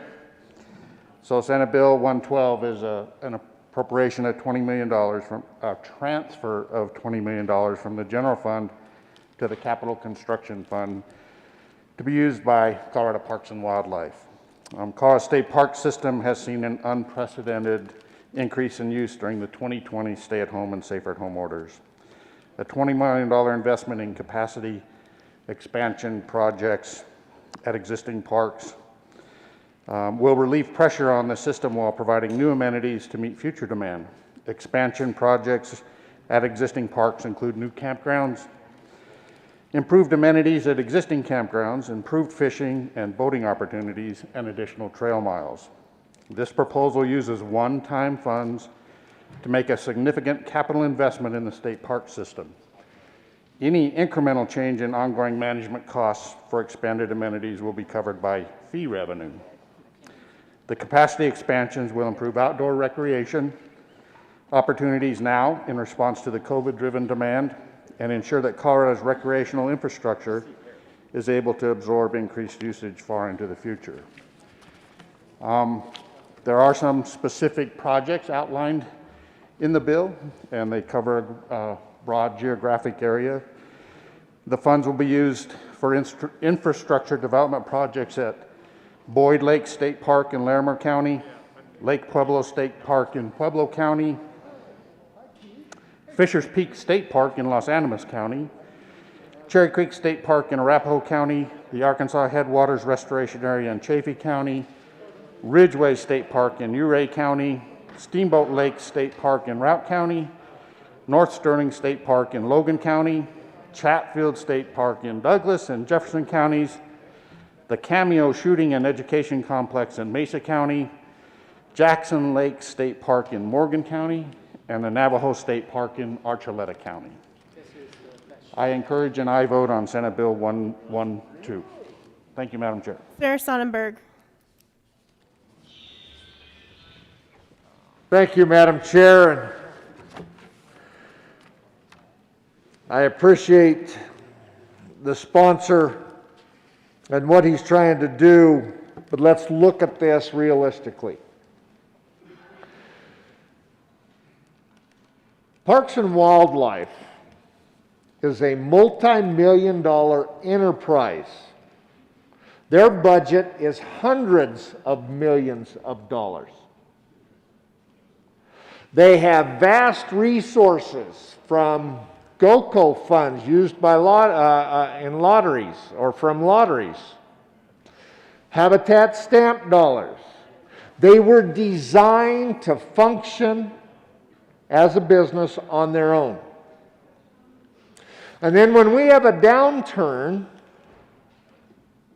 Instead of them making the adjustments they need to make, they come to the general fund to take money from your constituents and the work that they need help with. Now, why do I explain it like that? Because you realize that on their books right now, they want to buy another ranch for $7.5 million when they could be using some of this other money. They continue to buy farm ground, dry it up, take the water off, take ag land out of production. We've seen that here in the last month. Members, we have better places to utilize these resources. We in Capital Development Committee that approved this, there was immediate conversations after that committee hearing that we may have made a mistake. I am hoping the good senator from Aurora will also express her concerns, as she has had those concerns since voting for this in Capital Development. But I would urge you, ladies and gentlemen, this is not and should not be a priority for us in our general fund to bail out a mismanaged or what potentially is mismanagement of parks and wildlife funds. And with all due respect to the President of the Senate, the spending of drunken sailors, and I say that because the President says sailors don't know how to drink compared to Marines. But with that said, ladies and gentlemen, they are spending money out of control without any regard for the people of Colorado. This is $20 million we can put towards other things, maybe even like that last bill. I ask for a no vote on this bill. Thank you, Madam Chair. Is there any further discussion? Seeing none, Senator Rankin. Thank you, Madam Chair. I do rise in support of this bill, but with a note of caution. And that is that I think we should be very careful about committing general fund dollars to the state parks budget for the very reasons that my colleague from Sterling pointed out. However, outdoor recreation, access to the outdoors is stimulus. It does motivate other spending in our state, and our state's park system is behind. We should encourage other sources of revenue for this enterprise, and I think we will be seeing some proposals for that. But in the meantime, we need to catch up. Folks, I've been around in my district and in other parts of the state. You can't park within a mile of a trailhead. Our resources are overstressed. And this is Colorado. Outdoor recreation, our parks, and our national resources are Colorado. They're very important part of our image and why people come to visit and spend their dollars here. We do need to catch up. At the same time, let this be one-time spending to catch up with our parks. Now, you know, my colleague said that there are other ways to spend this money better. There are, perhaps, other ways we should spend one-time money. We just discussed one.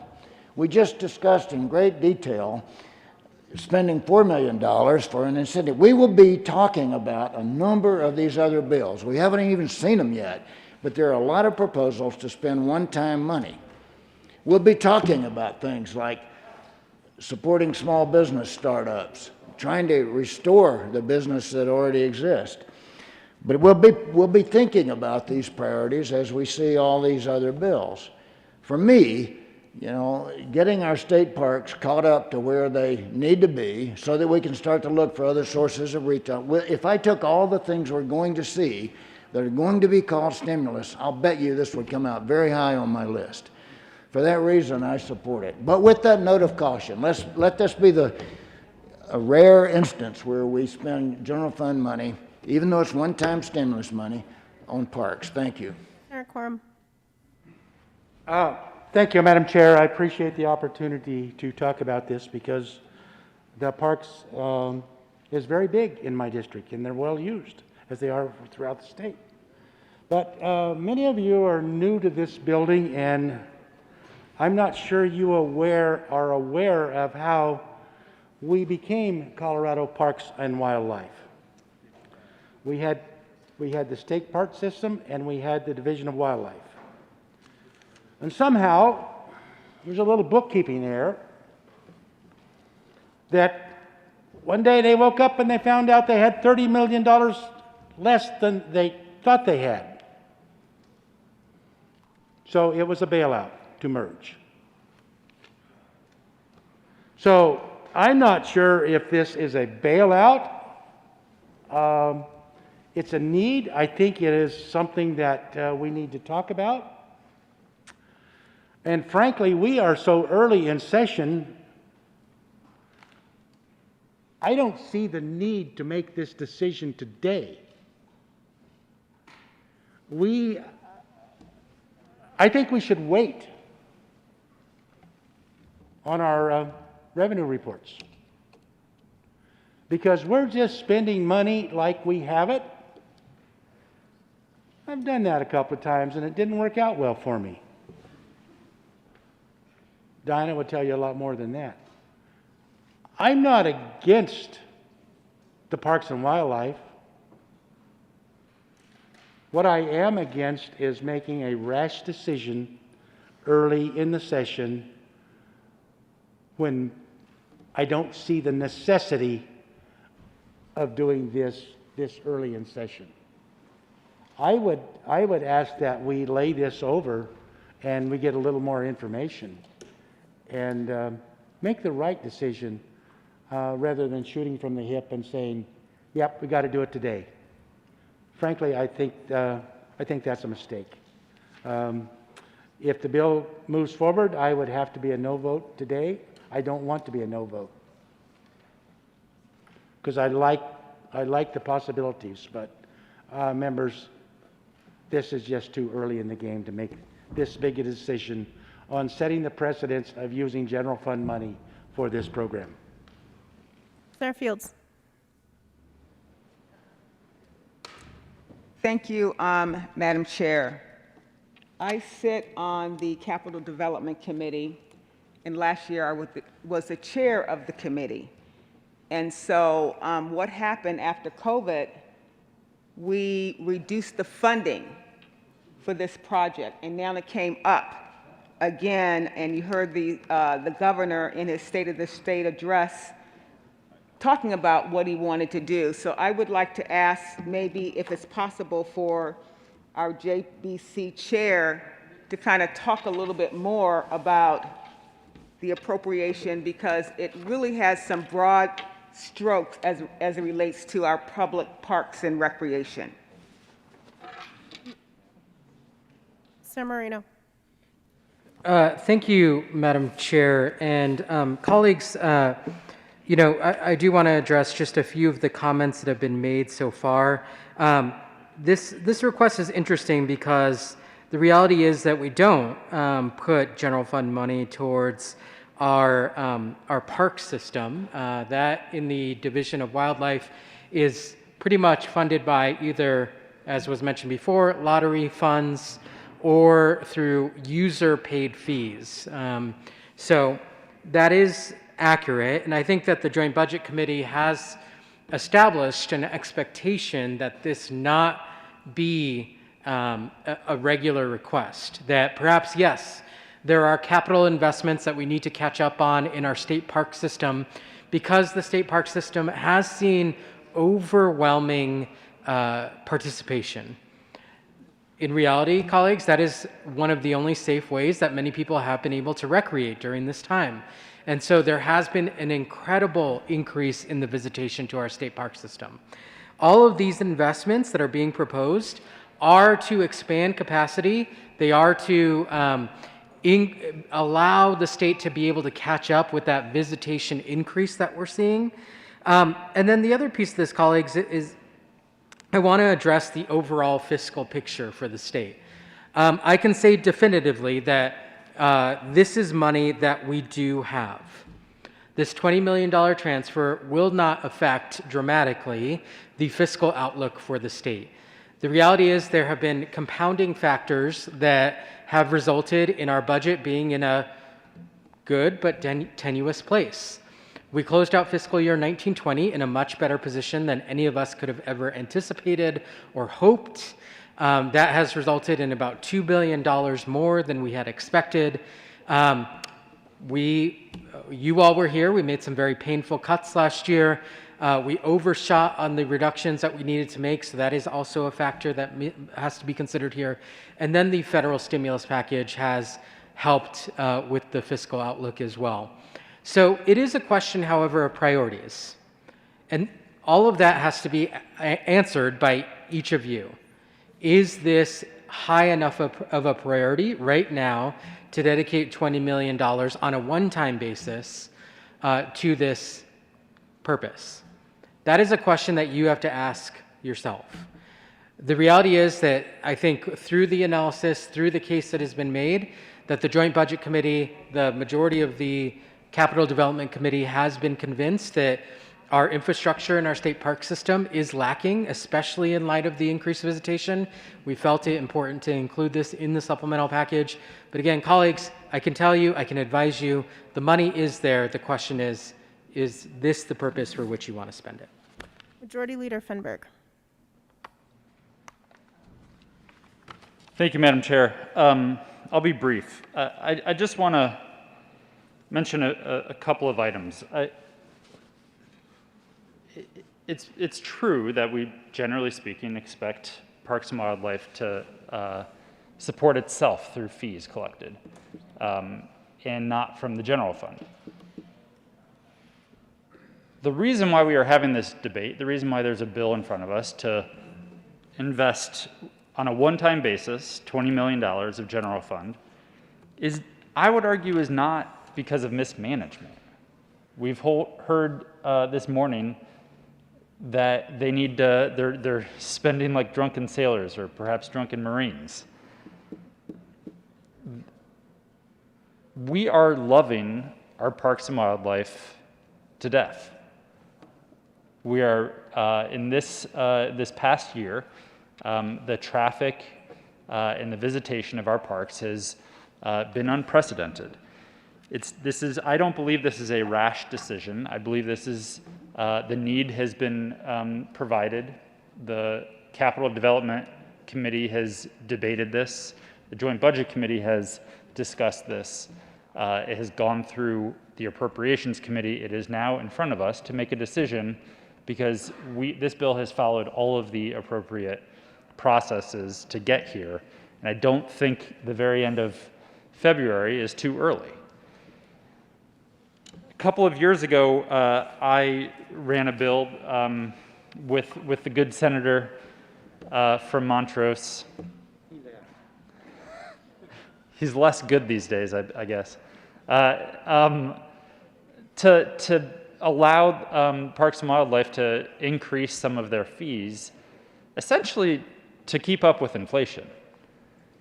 We fought tooth and nail to be able to get that bill across the finish line. It was different than how it started. It was quite a bit smaller, but we got it across the finish line, and I think it provided much needed financial assistance to Parks and Wildlife in Colorado. That is how they generally will increase revenue based on need.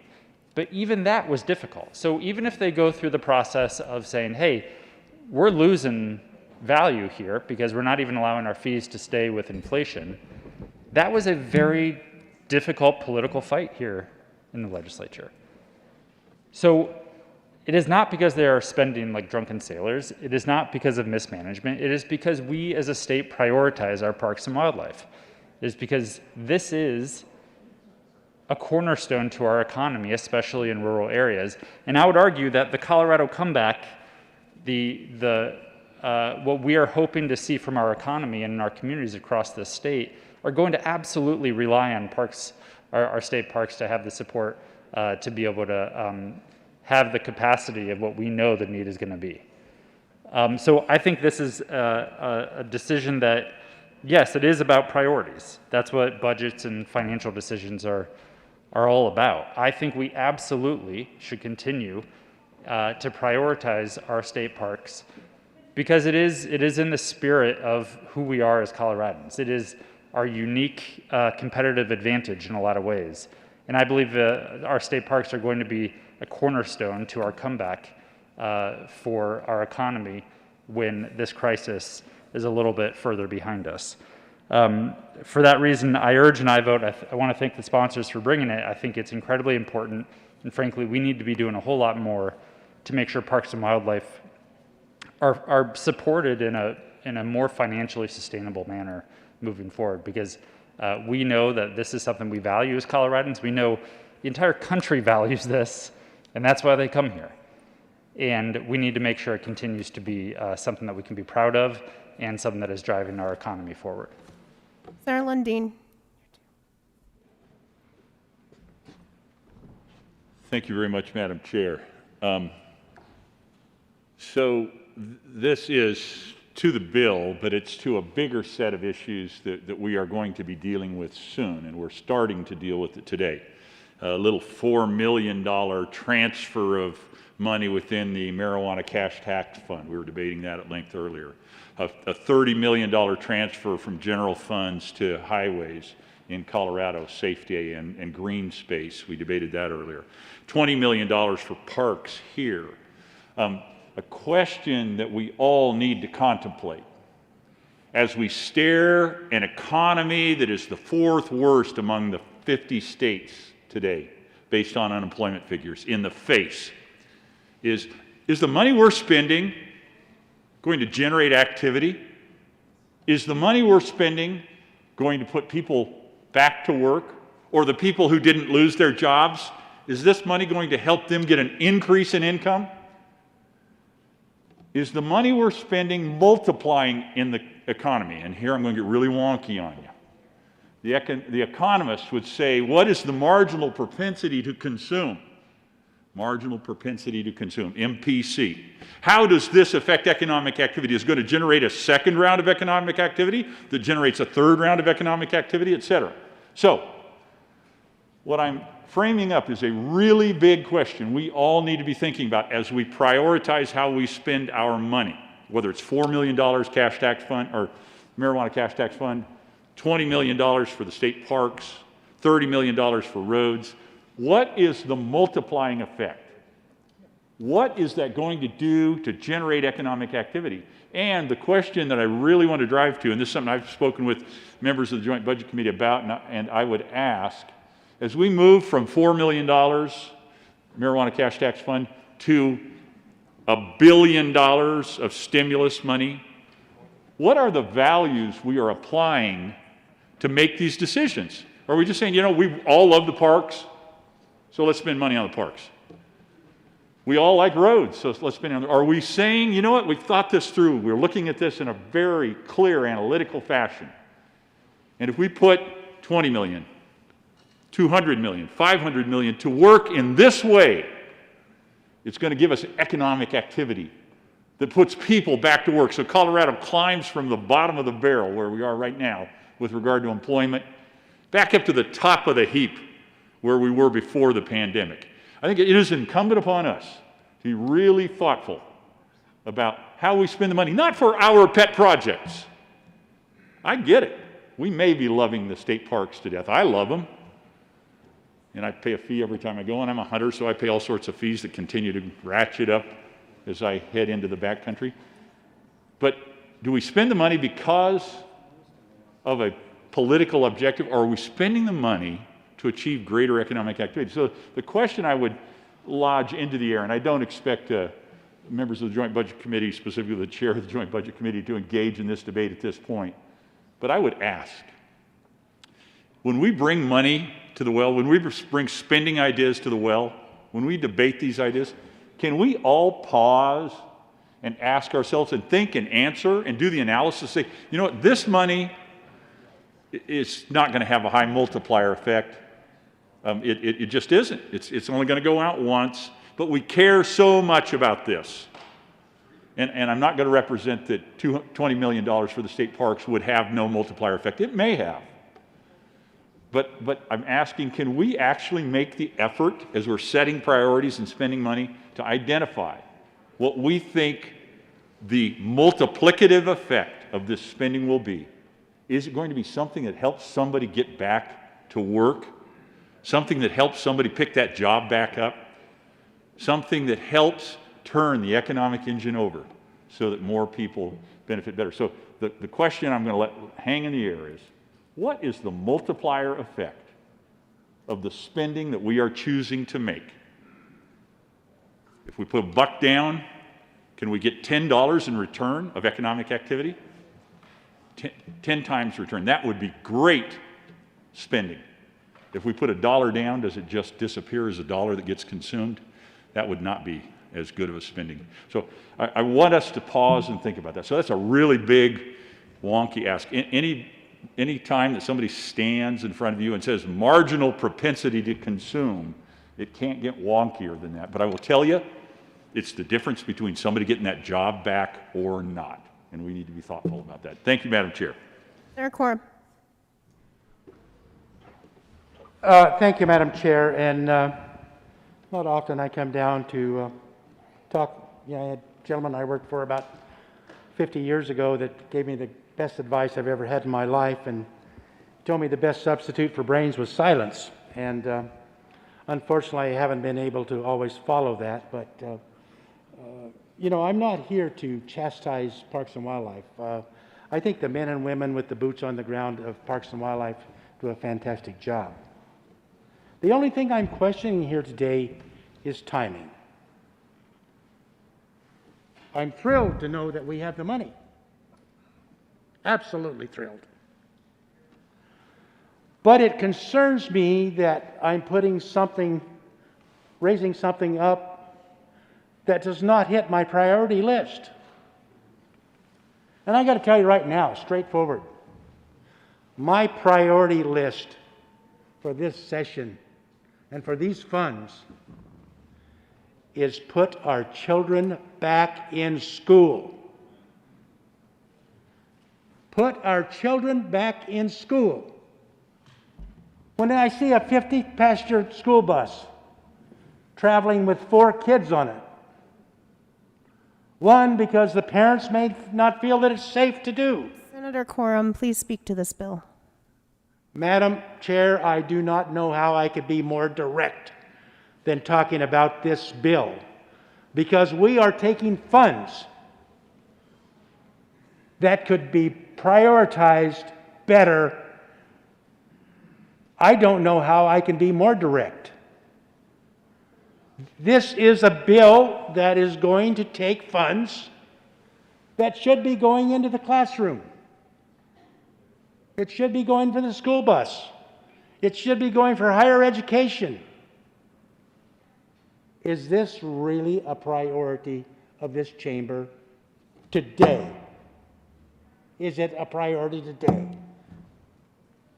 Maybe on April 15th, it could be. But not today.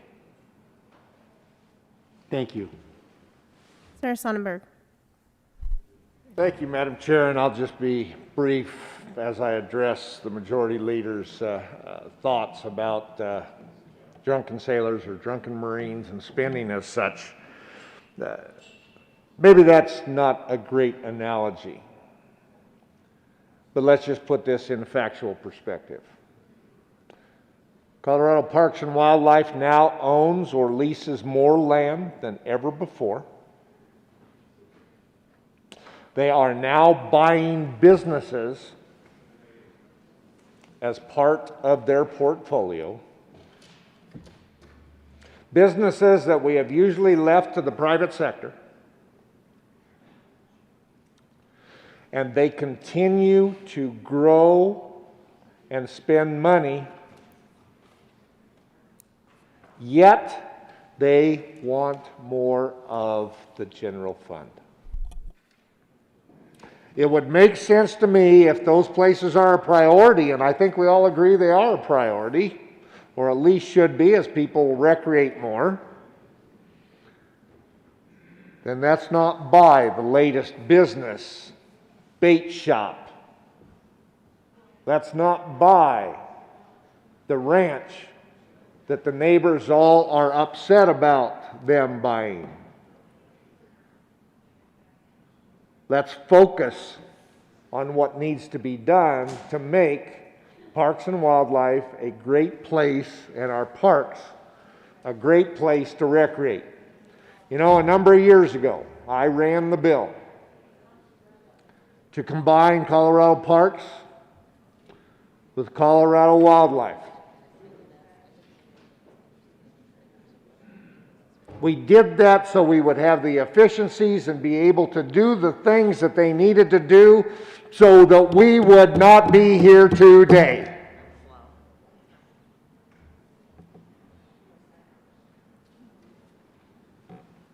But here we are.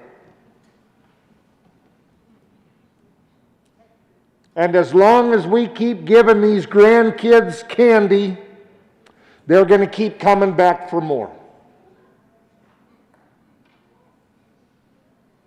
Now, I'm a huge fan of Parks and Wildlife. Our officers that help make sure everything stays safe, as hunters and fishermen try to recreate, are great. When you get to the ivory tower where these decisions are being made, seems to be where the disconnect is. And that's hurting all of them. Let me close with this. Have you been to a park, state park, that is substandard compared to the private entities? That are below standard to what you got if you went to some private enterprise?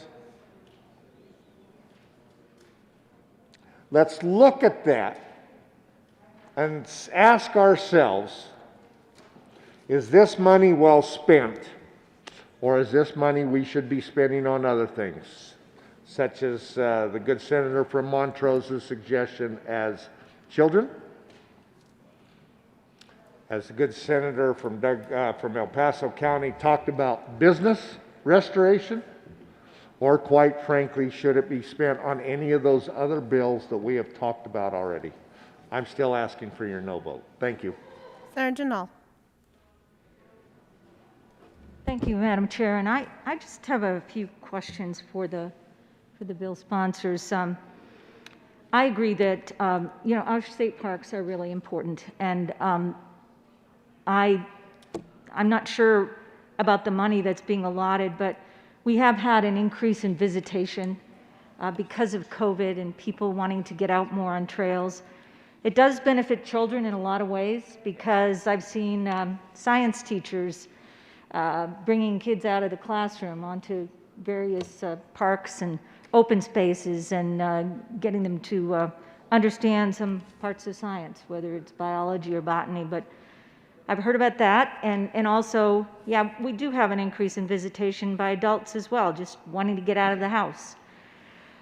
My questions are about the fact that there are 12 state parks that are listed on this fiscal note, and we have much more than 12 state parks. So why are we excluding others? And just including these 12, one of which is in my county, Boyd Lake State Park. And my concern is the allocation of funds between the parks and recreation areas is not specified. So how does one go, and how do we know how much money, or do we have any idea of how much money Boyd Lake State Park might be wanting to ask for, or Jackson Lake State Park, or any of these that are on this list? That's my concern, is there's an unspecified amount of money for these 12 state parks, and do we have any idea of what they may want as far as the amount of money? Thanks. Senator Simpson. Thank you, Madam Chair, and to the good senator from Fort Collins. So I don't know the history of how the projects were developed. I assume CPW did a ranking and cost-benefit analysis to come up with 12 projects. And they do have a project sheet that identifies the exact spend and the description of each one of those projects. And I have that readily available and can share that with you at any time. Senator Moreno. Thank you, Madam Chair. And just to go into a little bit of detail, because unfortunately, colleagues, this is the kind of detail that isn't always readily apparent on the fiscal note, because it's really just a transfer of money. And so I think the fiscal analysts kind of struggle with how much detail to put in there. But there is that detail available because we asked for it on the Joint Budget Committee. And so just to specifically, Boyd Lake was mentioned. Under this supplemental request, they will receive an allocation of $5.5 million to redevelop the campground and to remove the 148 campsites and replace them with 200 new campsites. And then there's also some funding here for asphalt and concrete pads to provide for full hookups. Boyd Lake, I'm sure the Center from Fort Collins knows, hosts over 50,000 campers a year. And they are booked fully from pretty much almost all year. So this new funding will really help create, I think, a more pleasant experience at the Boyd Lake State Park. Jackson Lake was also mentioned, $721,000 for Jackson, for the Fox Hills Campground, which will help to provide electrical connection for 90 campsites that currently don't have hookups. So that's a little bit of the detail that was in the supplemental, and again, happy to provide any further detail if folks are interested. Is there any further discussion? Seeing Senator Simpson. Thank you, Madam Chair. Just to wrap up, I greatly appreciate the conversation today, and really, much like the other bills, this becomes about balance and priorities. I found myself in a good position to support this bill and sponsor it, but have some of the same general concerns about this indeed being a one-time transfer and not being something that becomes routine. And once again, would encourage an aye vote. Is there any further discussion? Seeing none, the motion before the body is the adoption of Senate Bill 112. All those in favor say aye. Aye. All those opposed, no. The ayes have it, and this bill is adopted.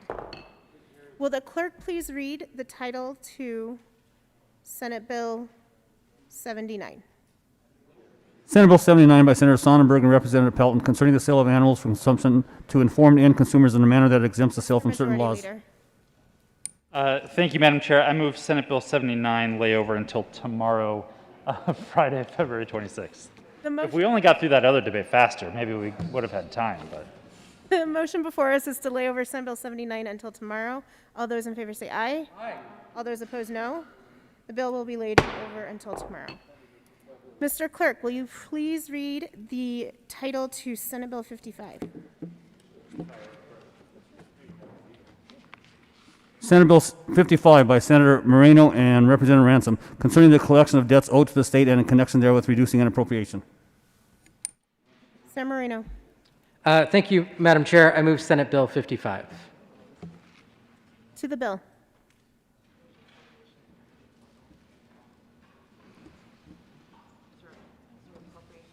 And to the committee report.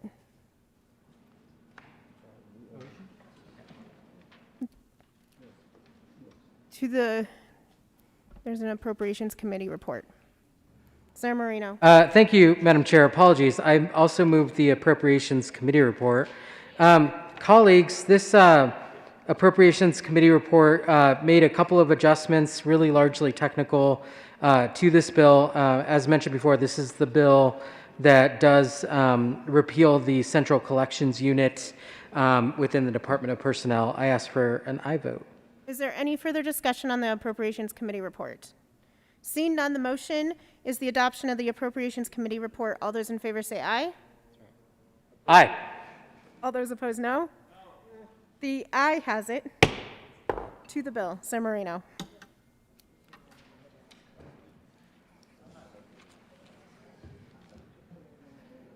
Oh, there is an amendment on the desk. Mr. Clerk, please read Amendment L002. Amendment L002 to Senate Bill 55. Senator Moreno. Thank you, Madam Chair. I move L002. Colleagues, this language, you'll notice if you look at the bill, it's just reinserting some language that is struck on page 16 under subsection 10. Inadvertently, this bill was drafted very quickly, and inadvertently we removed a section of statute that needs to continue on. And that is primarily the collection of debts as they relate to federal or state taxes and interagency agreements in order to do that. That was a function that was being performed by the Department of Personnel. It does have a fiscal impact attached to it because, again, that's money that is a debt that the state is owed, and so that is the administrative function in order to collect that debt.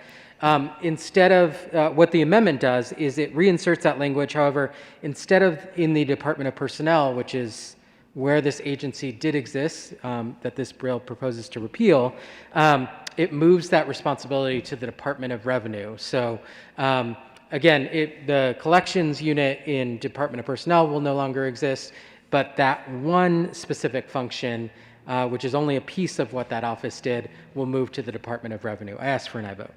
Is there any further discussion on L002? Seeing none, the motion before us is the adoption of L002. All those in favor say aye. Aye. All those opposed, no. L002 is adopted. To the bill, Senator Moreno.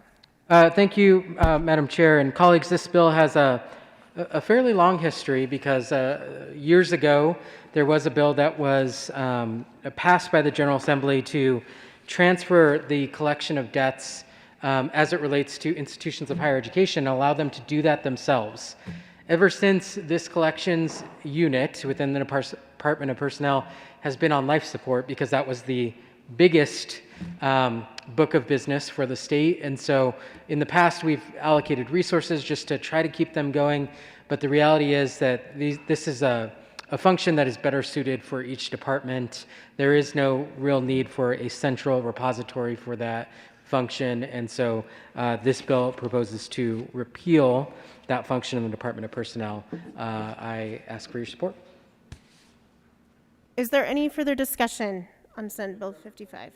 Seeing none, the motion before the body is the adoption of Senate Bill 55. All those in favor say aye. Aye. All those opposed, no. The ayes have it. Senate Bill 55 is adopted. Will the clerk please read the title to Senate Bill 49? Senate Bill 49 by Senator Moreno and Representative McCluskey concerning a supplemental appropriation to the Department of Public Safety. Senator Moreno. Thank you, Madam Chair. I move Senate Bill 49. To the bill. Thank you, Madam Chair. This, again, is the supplemental appropriation for the Department of Public Safety. And I think there may be further discussion. There is an amendment on the desk. Mr. Clerk, please read Amendment J001. Amendment J001 to Senate Bill 49. Senator Sonnenberg.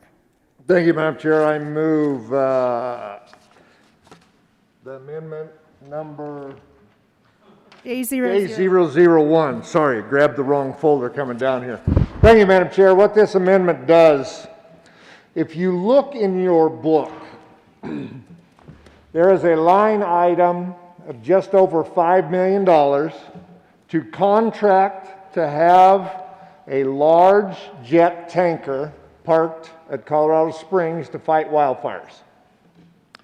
Then if you look down about 6 lines, there is a line there for single engine tankers, single engine air tankers. Yeah, that's exactly right. Single engine air tankers. I'm sorry, grabbed the wrong folder when anyhow, single engine air tankers is about $600,000 for 2 of them for twice as long. Now, as we talk about diversity in being able to fight these fires, Ah, thank you, sir. As we talk about these the diversities in fighting these fires, here's what we can do if we move that money from the single large tanker, and understand that's the one that you always see on TV, but it can fight one fire at a time. For that same amount of money, we can contract with 37 of those seats, single engine air tankers, that are more agile, that are quicker.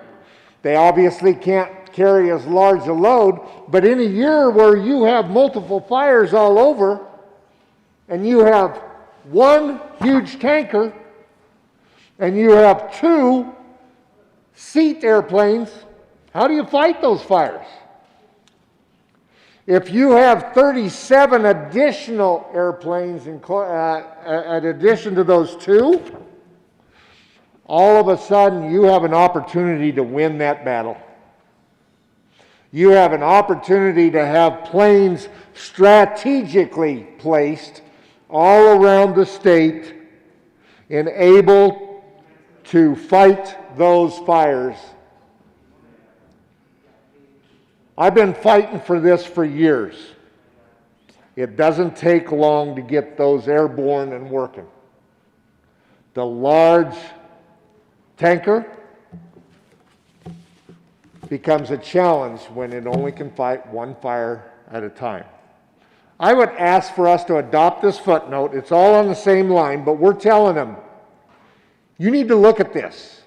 You need to pay attention, and you should ask at least to have that conversation. Ask for your aye vote. Senator Liston to the amendment.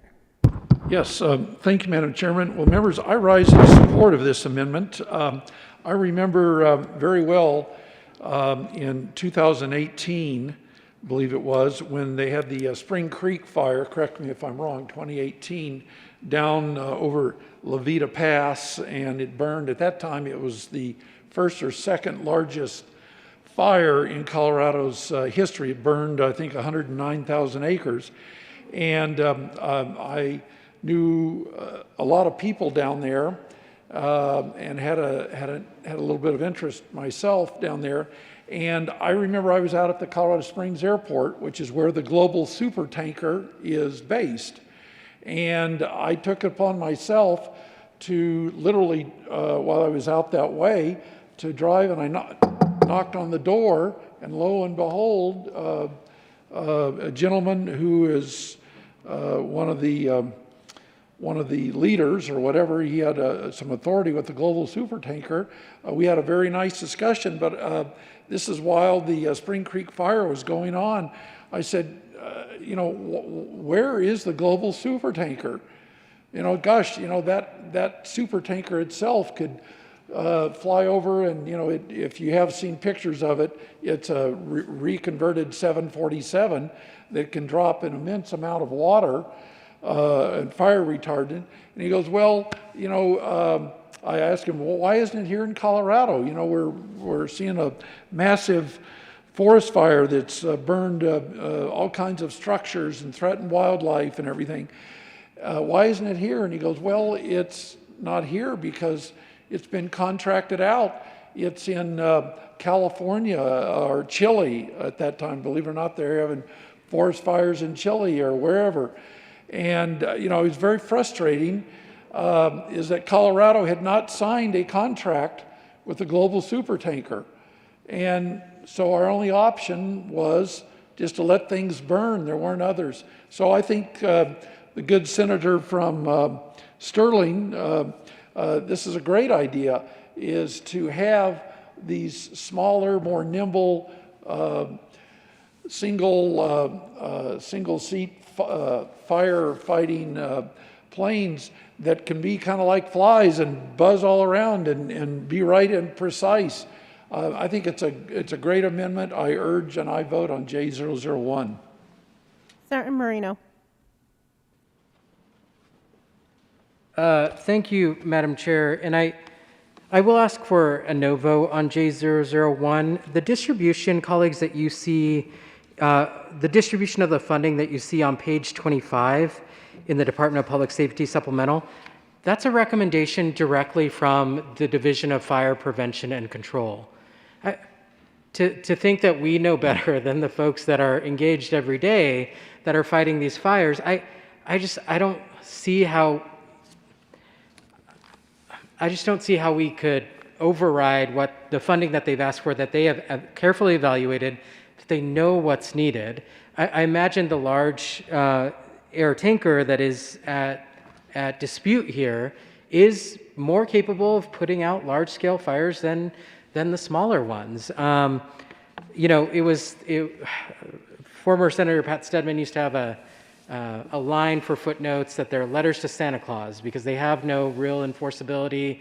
You know, the department, the executive branch is free to ignore them if they choose to do so. So part of me wants to say that, you know, this letter of Santa Claus won't be all that harmful, but I do, colleagues, encourage your no vote because I think it is important that we listen to the experts in the field, that we honor that this is what they need, they feel they will need for the coming wildfire season.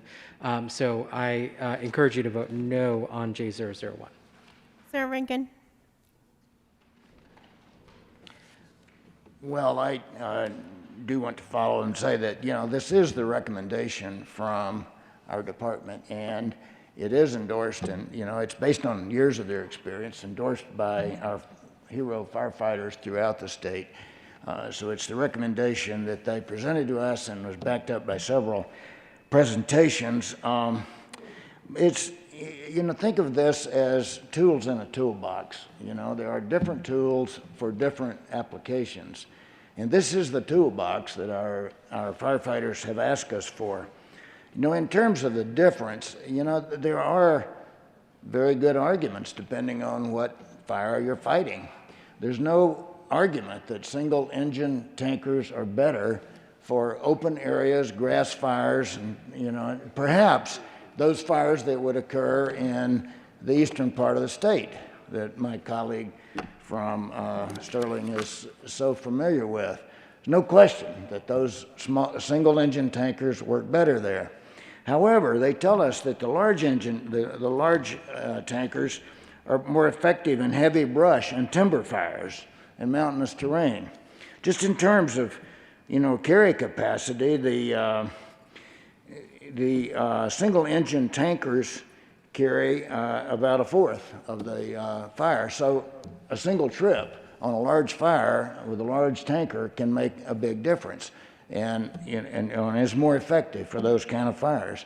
It can also cover distance faster and get on the fire faster. So there are specific technical trade-offs, sure, and you can argue the difference. But when you need different tools for different projects, different applications, you know, this is the mix. This is the toolbox that our firefighters have asked for. So ask for no vote on the amendment. Senator Sonnenberg. Thank you, Madam Chair, and the good senator from Western Colorado is exactly right. We need more tools in this toolbox. Right now, we're talking about a sledgehammer, one helicopter, and 2 little airplanes. I want to add a socket set. I want to add crescent wrenches. I want to add box end wrenches. I want specialized tools so that when this big tanker is parked under contract in Colorado Springs and you have a fire in Durango, you can actually have those single engine aircraft that are stationed in Durango deal with that fire right then and not wait for this big tanker to load up and go to Durango or to Rifle or to Grand Lake or any of those other places where we can place 2 or 3 of these single engine air tankers throughout the state. I want more tools in that toolbox. Absolutely. He's exactly right. We should have more tools in the toolbox. These are more tools that we can put everywhere in the state. Ask for a aye vote. Senator Quorum. Thank you, Madam Chair. I don't know what's got into me, but I've been down here too many times today, and I know the good senator to my in front is agreeing with that. I've been on wildfire review committee for several years, and we bring in the public safety group, and we talk issues, and we talk ideas. One of the things that we talked about a few years ago was, I think it's Renewable Labs out here developed a process where they can actually detect the wind shears. They showed, some of you may have seen the program where they fire at Glenwood. They knew 14 hours before that wind was going to turn. The Granite Fire in Arizona that cost several lives. I think that was a 14 or 16-hour window that we knew those wind currents were going to turn. But public safety didn't realize that, didn't think that was really a good enough tool to put in the toolbox. So they haven't used it. We talked about a program of towers, camera towers, where you have towers up, it spots smoke, triangulates, gives a GPS coordinate where the actual source of the fire is. Wasn't interested. So then we come to this last summer. We broke the record for fires in Colorado 3 times. A couple of 100,000 acres each. No loss of life, thankfully. We had some good men and women on the ground that were protecting those assets. But we had a lot of environmental damage done. Our water system in many communities is in dire straits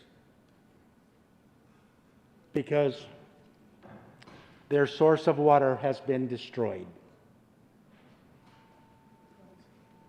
And we need to do something. Frankly, I certainly believe in advice from professionals, but you know, I have a little history of racehorses in my background, and a lot of the time we would put blinders on that horse so they can only look straight forward. And frankly, that is what I am seeing in Department of Public Safety. Break the record 3 times for fires in Colorado. It's good to know we're doing so well.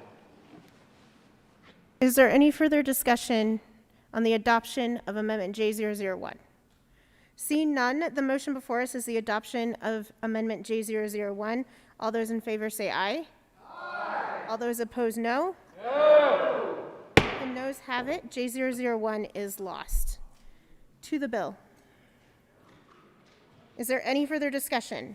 Seeing none, the motion before the body is the adoption of Senate Bill 49. All those in favor say aye. Aye. All those opposed, no. The ayes have it. Senate Bill 49 is adopted. Mr. Majority Leader. Thank you, Madam Chair. I move the committee rise and report. The motion before the committee is to rise and report. All those in favor say aye. Aye. All those opposed, no. The ayes have it, and the committee will rise and report.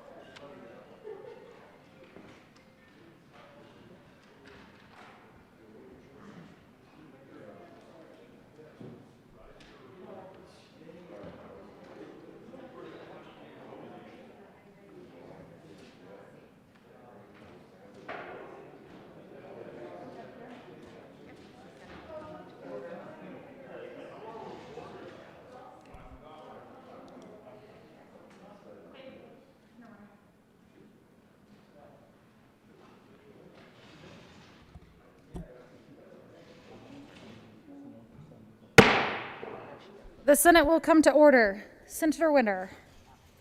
Thank you, Madam President. The committee has met and had a number of bills under consideration. Will the clerk please read the report?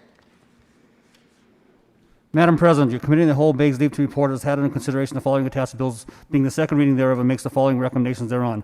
Senate Bill 83, 110, 111, 112 as amended, 55 as amended, 49, passed on second reading and ordered engrossed and placed on the calendar for third reading and final passage. Senate Bill 79 laid over until February 26, 2021, and retaining its place on the calendar. Senator Winter. Thank you, Madam President. I move for the adoption of the report. The motion is the adoption of the Committee of the Whole report.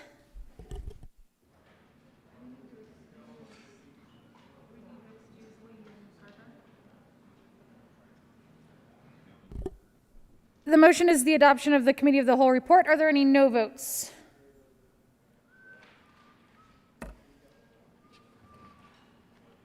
With a vote of 33 ayes, 0 noes, 0 absent, and 2 excused, Committee of the Whole report is adopted.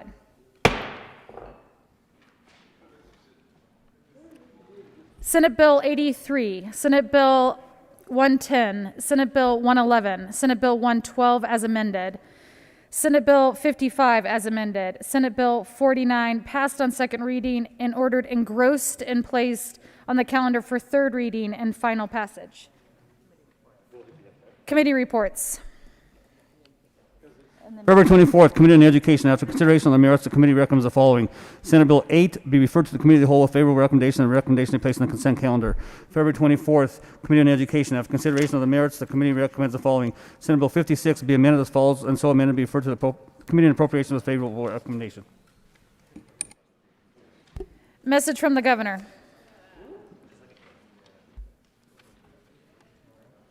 January 15, 2021, to the Honorable Colorado Senate. Ladies and gentlemen, pursuant to the powers conferred upon me by the constitutional laws of the state of Colorado, I have the honor to designate, appoint, and submit to your consideration the following member of the Colorado Water Conservation Board, effective February 13, 2021, for terms expiring February 12, 2024. Robert Sakata of Brighton, Colorado, to serve as representative of the South Platte Drainage Basin as a Republican appointed. Kern A. Trick of Crowdy, Colorado, to serve as representative of the North Platte Drainage Basin and as a Republican reappointed. Stephen A. Anderson of Olathe, Colorado, to serve as representative of the Gunnison Uncompahgre Drainage Basin as a Republican reappointed. Sincerely, Jared Polis, the Governor. Agriculture and Natural Resources. July 31st, 2020, to the Honorable Colorado Senate. Ladies and gentlemen, pursuant to the powers conferred upon me by the constitutional laws of the state of Colorado, I have the honor to designate, appoint, reappoint, and submit to consideration the following member of the Colorado Civil Rights Commission for a term expiring March 13, 2024. A.J. Mannion of Fort Collins, Colorado, to serve as representative of the statewide Chamber of Commerce and as unaffiliated appointed. Cheryl Pennison of Thornton, Colorado, to serve as a representative of an employee associated that represents workers in Colorado and as a Democrat appointed. Sincerely, Jared Polis, Governor. State Veterans and Military Affairs. July 31st, 2020, to the Honorable Colorado Senate. Ladies and gentlemen, pursuant to the powers conferred upon me by the constitutional laws of the state of Colorado, I have the honor to designate, appoint, and submit to your consideration the following members of the Board of Commissioners of Veterans Community Living Centers for a term expiring July 1st, 2024. Danielle Andrade of Thornton, Colorado, who has expertise in nursing home operations and who has experience in multi-facility management of nursing homes as a Republican, and occasioned by the resignation of Cheryl Ann Kruschke of Wheat Ridge, Colorado, appointed. Sincerely, Jared Polis, Governor. State Veterans and Military Affairs. December 18, 2020, to the Honorable Colorado Senate. Ladies and gentlemen, pursuant to the powers conferred upon me by the constitutional laws of the state of Colorado, I have the honor to designate, appoint, and submit to your consideration the following member of the Colorado Civil Rights Commission for a term expiring March 13, 2021. Jeremy Scott Ross of Lakewood, Colorado, to serve as a representative of an employee association that represents workers in Colorado and is non-affiliated, occasioned by the resignation of Miguel EDS of Pueblo West, Colorado, appointed. Sincerely, Jared Polis, Governor. State Veterans and Military Affairs. November 13, 2020, to the Honorable Colorado Senate. Ladies and gentlemen, pursuant to the powers conferred upon me by the constitutional laws of the state of Colorado, I have the honor to designate, appoint, reappoint, and submit to your consideration the following members of the Underground Damage Prevention Safety Commission, effective January 1st, 2021, for a term expiring January 1st, 2022. Dana Behold of Arvada, Colorado, serve as representative of engineers, occasioned by the resignation of Catherine Marie Dultzman of Centennial, appointed, effective January 1st, 2021, for terms expiring January 1st, 2024. James Patrick Fitzgerald of Greenwood Village, Colorado, serve as representative of Special Districts, reappointed. Eric Graham Kirkpatrick of Castle Rock, Colorado, serve as a representative of Investor-Owned Utilities, reappointed. Lori Warner of Lakewood, Colorado, serve as a representative of Pipeline Companies, reappointed. Dale E. Kirschbaugh of Longmont, Colorado, serve as representative of Rural Electric Cooperatives, appointed. Sincerely, Jared Polis, Governor. Business, Labor, and Technology. Signing of bills. February 24th, the President has signed SR 005. Announcements. Senator Gonzalez. Thank you, Madam President. To my colleagues on the state's Veterans and Military Affairs Committee, we are laying over Senate Bill 36 until next Tuesday and will not be meeting today upon adjournment. Further, the Senate Judiciary Committee will be meeting today at 1:30 in the Old Supreme Court. The calendar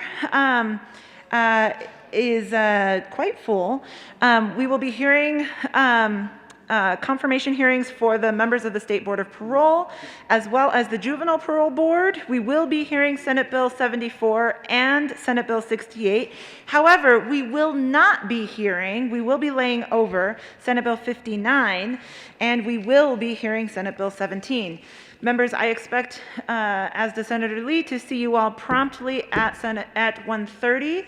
And Senator Kolker will be joining us in Senator Rodriguez's absence. Thank you. Senator Fields. Thank you, Madam President. Members of the Senate Health and Human Services Committee, we are meeting tomorrow upon adjournment. And it is a joint meeting with the Health Committee in the House and also with the Joint Budget Committee. So we're expecting a huge number of our members being there. So if you want to take the meeting remotely, that will be fine, because it might mean if we all convene together, we could have over 30 of us together. We're going to be hearing presentations from the wait list for persons with disabilities. And we're also going to hear a presentation from the Division of Insurance and the Mental Health Parity Act. So please make your decision on how you want to participate, but if you do want to convene remotely, you need to do that in advance. Thank you. Senator Zenzinger. Thank you, Madam President. The Senate Education Committee will meet this afternoon at 1:30. We will be hearing appointments from members of the Board of Trustees for the University of Northern Colorado, as well as members for the Board of Trustees for the Colorado School for the Deaf and Blind.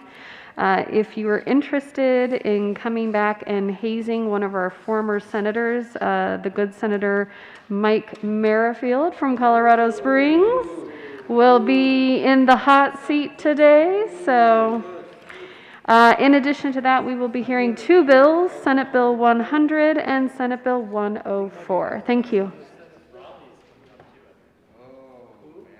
Majority Leader Finberg.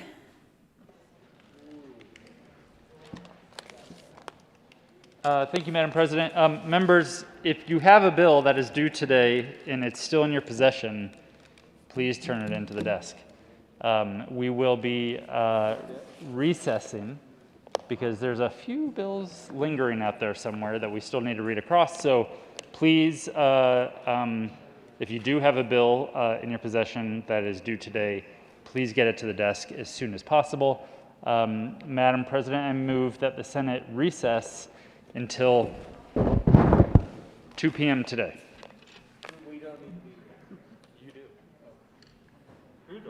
You have heard the motion. Seeing no objection, the Senate will stand in recess until 1400 February 25th.